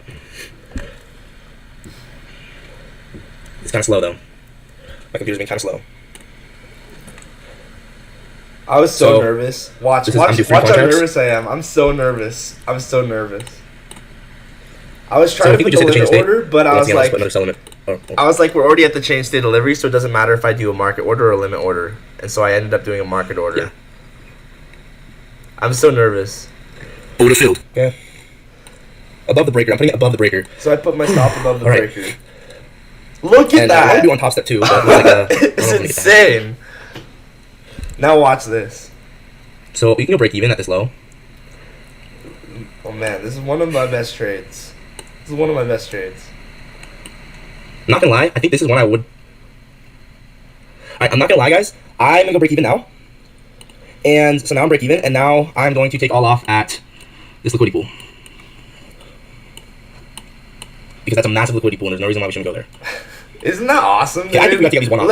I use like 7% of that stop loss. Well, not to be stupid not to, right? Okay. So then... Just pretty happy about that. Alright, let me know if you're still here, but that was kind of cool. Man. That was such a cool trade. We should keep reviewing. Oh, man, I don't even know what to review now. 3 watching. Nice. Yeah, let's keep reviewing. Man, there's just so much you can review every day. It's crazy. You wanted to look at the first presented for value gap? We can look at the first presented for value gap if you want. Of Friday. That was right here.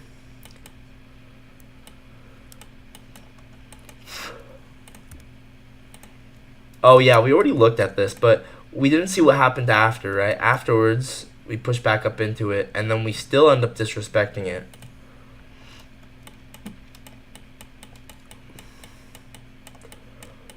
It just takes a while, but we still end up kind of disrespecting it.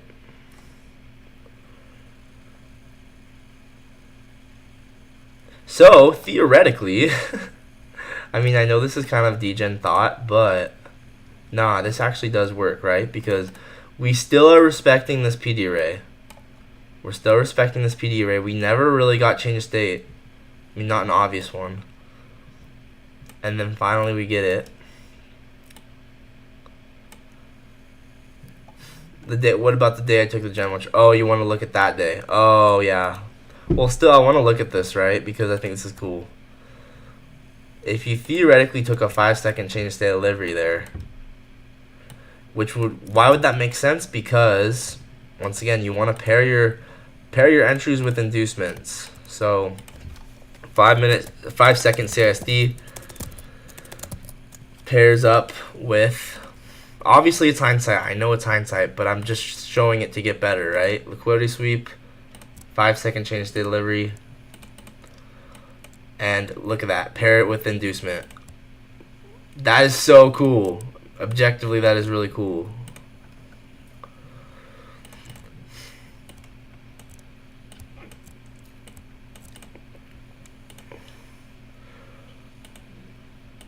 And yeah, once again, accumulation, manipulation, distribution.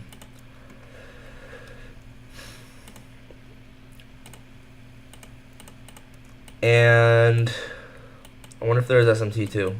There probably was. Sometimes I get lazy though, and I don't like to look.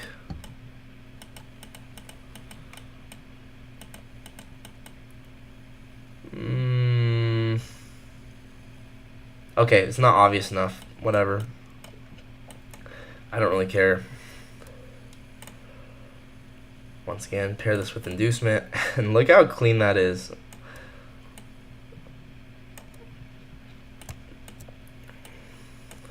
Down to the 8th standard deviation. Bang. Sniper model, baby. Actually, this one wasn't even sniper model. This was just regular flow state.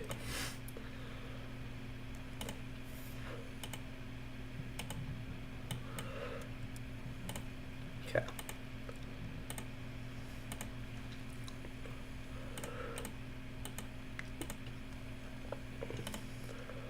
Bang, down to the 8th.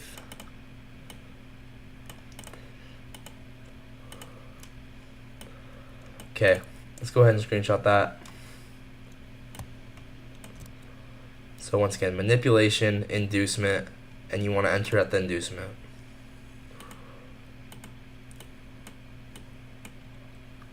So once again, if you use that idea of fading the,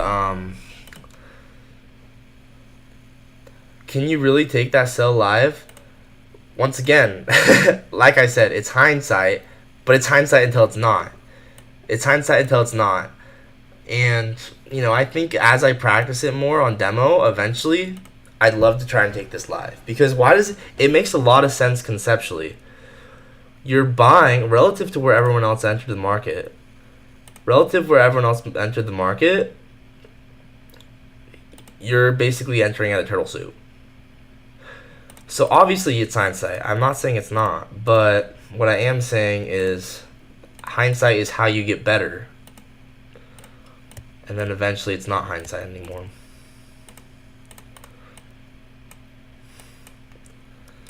And obviously, you obviously don't have to go for 8R. I'm just showing how most of the time it does go to 8R. But I'm not saying that you have to. That's just kind of me trying to prove a point. But I'm saying you could just target 2R or 3R. You get what I'm saying?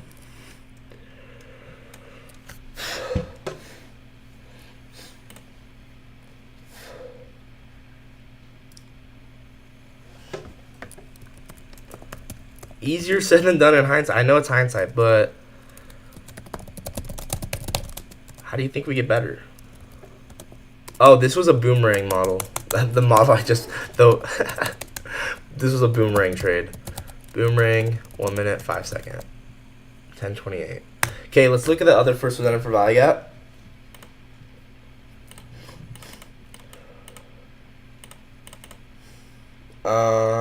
What day was that you wanted to look at? You want to look at Thursdays. Or no, Tuesdays. Tuesday had a really nice first presented for value gap. We used it like twice. Or like 3, maybe 4 times, honestly.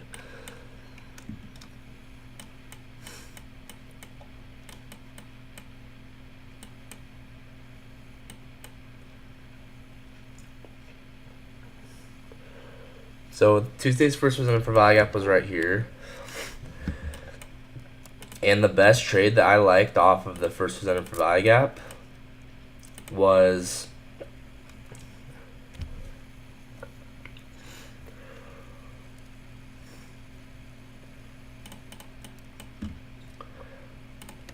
very simple. It was already lined with that higher time frame trade. So you're just getting a lower time frame entry. Now, obviously I wish the market moved in slow motion so I could have enough time to think about it. Because it's not always that easy, but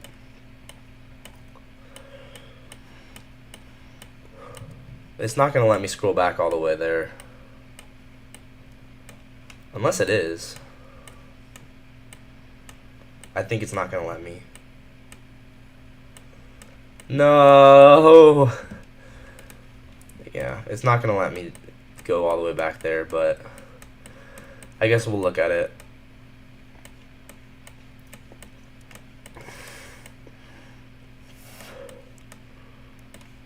Oh man, wait. Oh, there it is. Alright, I might take another break, guys. We've been going for a long time. But you can see we react to the first zone for value gap. 1, 2, 3, 4. Kind of cool. And then if we jag this over even further, I bet we react off of it even more.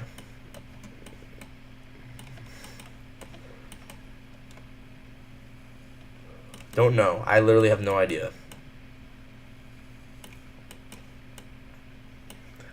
Yeah, there you go.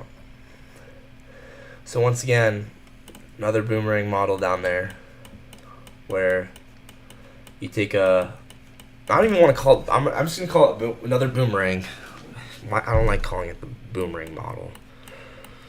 It's another boomerang where we end up filling the first percent for value gap.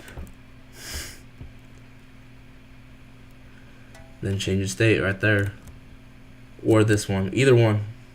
I like this one.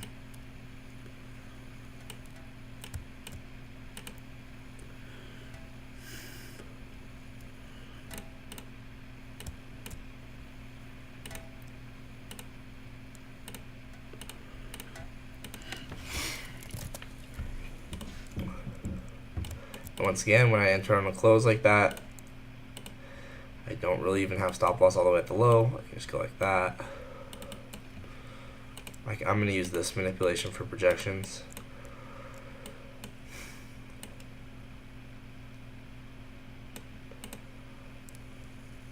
Well, this is kind of a weird situation because it's kind of risky of a trade. Maybe you want to wait for us to, I don't know, this is all, personal preference, but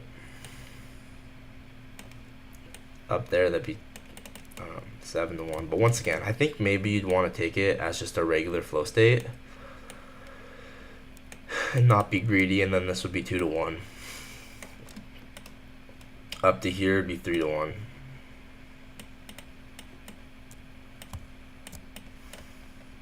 So I'd probably just do it like that. That's the simple, not greedy way to do it.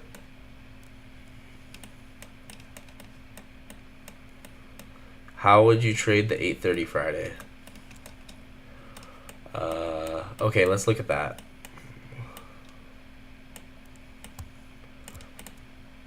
Once again, this is a massive liquidity pool here. So that's another reason I would take profit at the third standard deviation and not the fourth.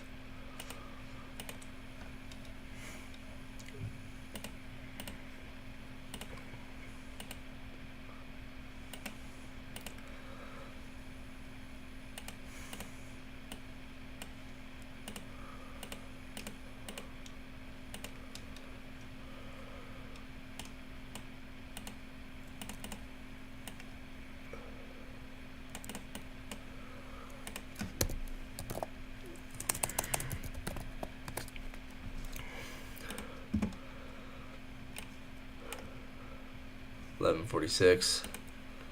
Boomerang.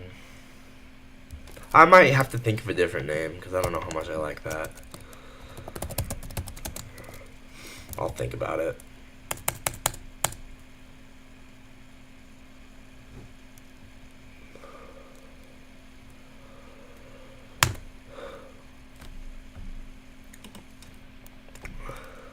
Okay, one final request.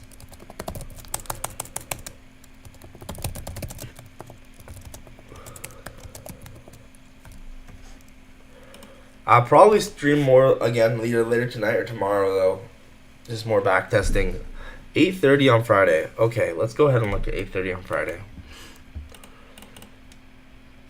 Once again, obviously it's hindsight, but like I don't know how many times I have to repeat that. Like obviously it's hindsight. In real time, I make so many mistakes, but How do you think we're gonna get better? 8:30. Not gonna lie, dude. 8:30 on Friday. I would not touch this price action. Look at that. It's accumulating. So you gotta be careful. Either don't trade this. Or like you gotta take like a micro scalp. But I don't think that's realistic. I think most likely you just gotta not trade this. But if I had to trade this, like for my life, like if I didn't trade this, I would die. Oh, okay. Well, I can show you how I would trade this if I had to trade it for my life, or I would die. You probably might get. You probably won't tell me it's not realistic, but I could tell you how I would do it. I want to say 9:30. Oh. 9:30. Okay, so this is the same thing, right? Accumulation, it's the same exact trade.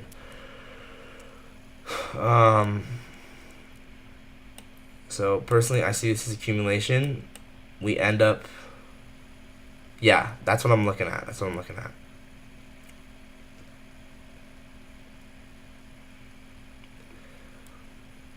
S&T.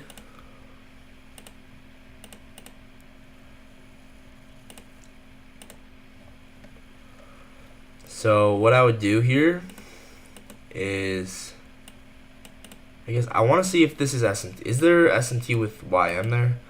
See, the issue is in real life, I'm not going to have nearly this much time. But, you know, whatever, right? It's just for practice.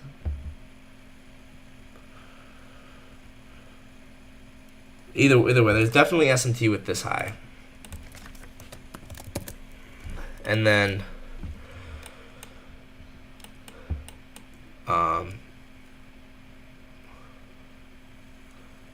we have essentially this using two candles as one. This is one for value gap. Now you could call me a cherry picker or whatever, but I just want to show you how this would work, right?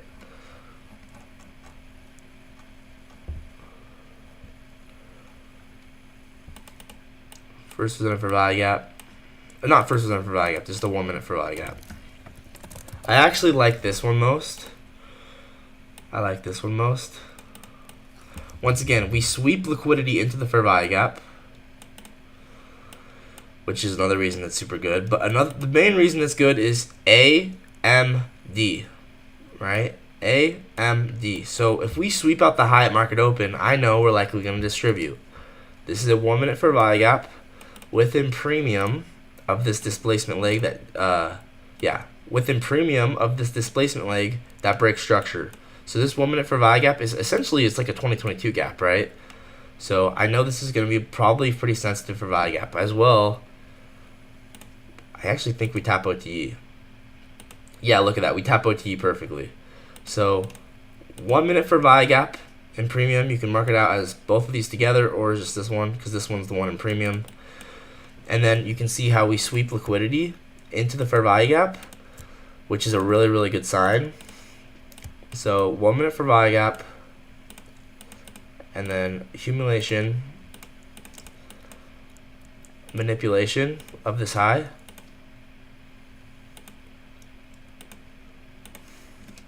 And then now, since the 1 minute for value gap, we go align that with the 5 second. So dropping down the lower time frame. Let's go to the 5 second. What day was this on? Hopefully I can scroll back to it. Yeah. Okay. Once again, S&T with ES with that high. Once again, it's really hard to catch these in real time on the 5 second. I'm not saying that I necessarily would, because it's obviously easier said than done. But I like this 5 minute change state delivery right here. So this is super scary. I'm not gonna lie, this is a super scary trade because you're basically anticipating market open. But theoretically, right? Theoretically, you have to understand the market's gonna volatility is gonna deliver the market towards where it already wants to go. Yeah, I these lives always get saved for later, always, and I live stream every trading day. At least I try. Sometimes I miss it, but I almost yeah I almost what am I trying to say? I try to make sure I live trade every day. That's my goal, right? If I miss a day, that's on me. But I live trade every day from 8:30 Eastern to 11:10 Eastern. That's my live trading window. And then a lot of time I'll do a backtesting stream in the evening, but that's not always, just sometimes. And then I save all these live streams, and then I do what is it called? I try and do a Saturday back or like a weekend backtesting stream, which is what this is.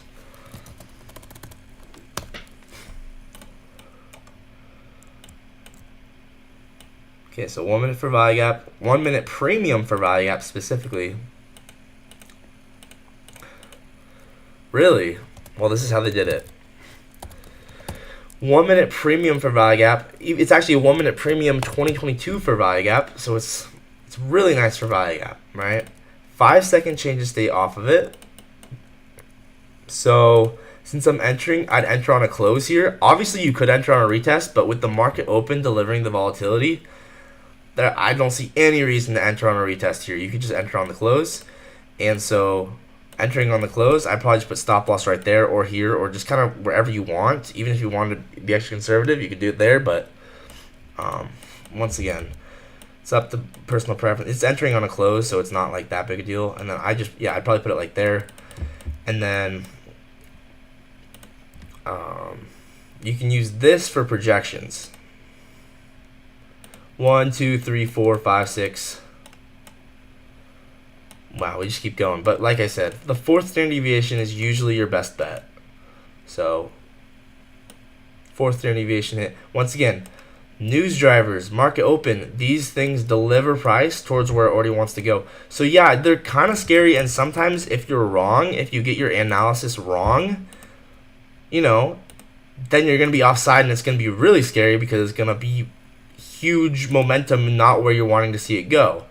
But theoretically, if you can understand where the market already wants to go and be in tune with that, then theoretically there's not anything to be scared of. But once again, easier said than done. Easier said than done. And if you're offside, then you get wrecked. So you have to be careful.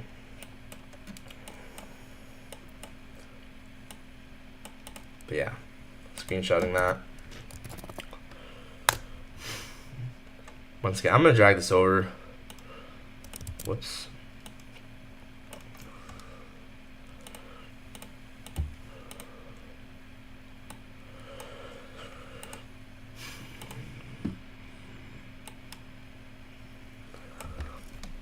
So there we go. 9:29. Market open sell. This was on Thursday, right? Friday. 9:29. 9:29. Flow state close. 1 minute, 5 second. All right, with that, I think I'm gonna end the stream. Yeah, 9:29 flow state close. 1 minute, 5 second. Yeah, man, trading is not easy. And like I said, hindsight is so much easier, right? But that's why I do hindsight, is so I can get better in real time. And, I think the more trades you look at, the more you're going to see in real time. That's just what I think. So, all right, there's only 2 people watching. But, all right, I'm going to end the stream here. Thank you guys so much for watching. I will see you guys when I stream next. I'll probably do part 3 of this weekend because I want to keep backtesting more. But, yeah, I think we've got a lot done for today. So, I'll see you guys later. Peace out.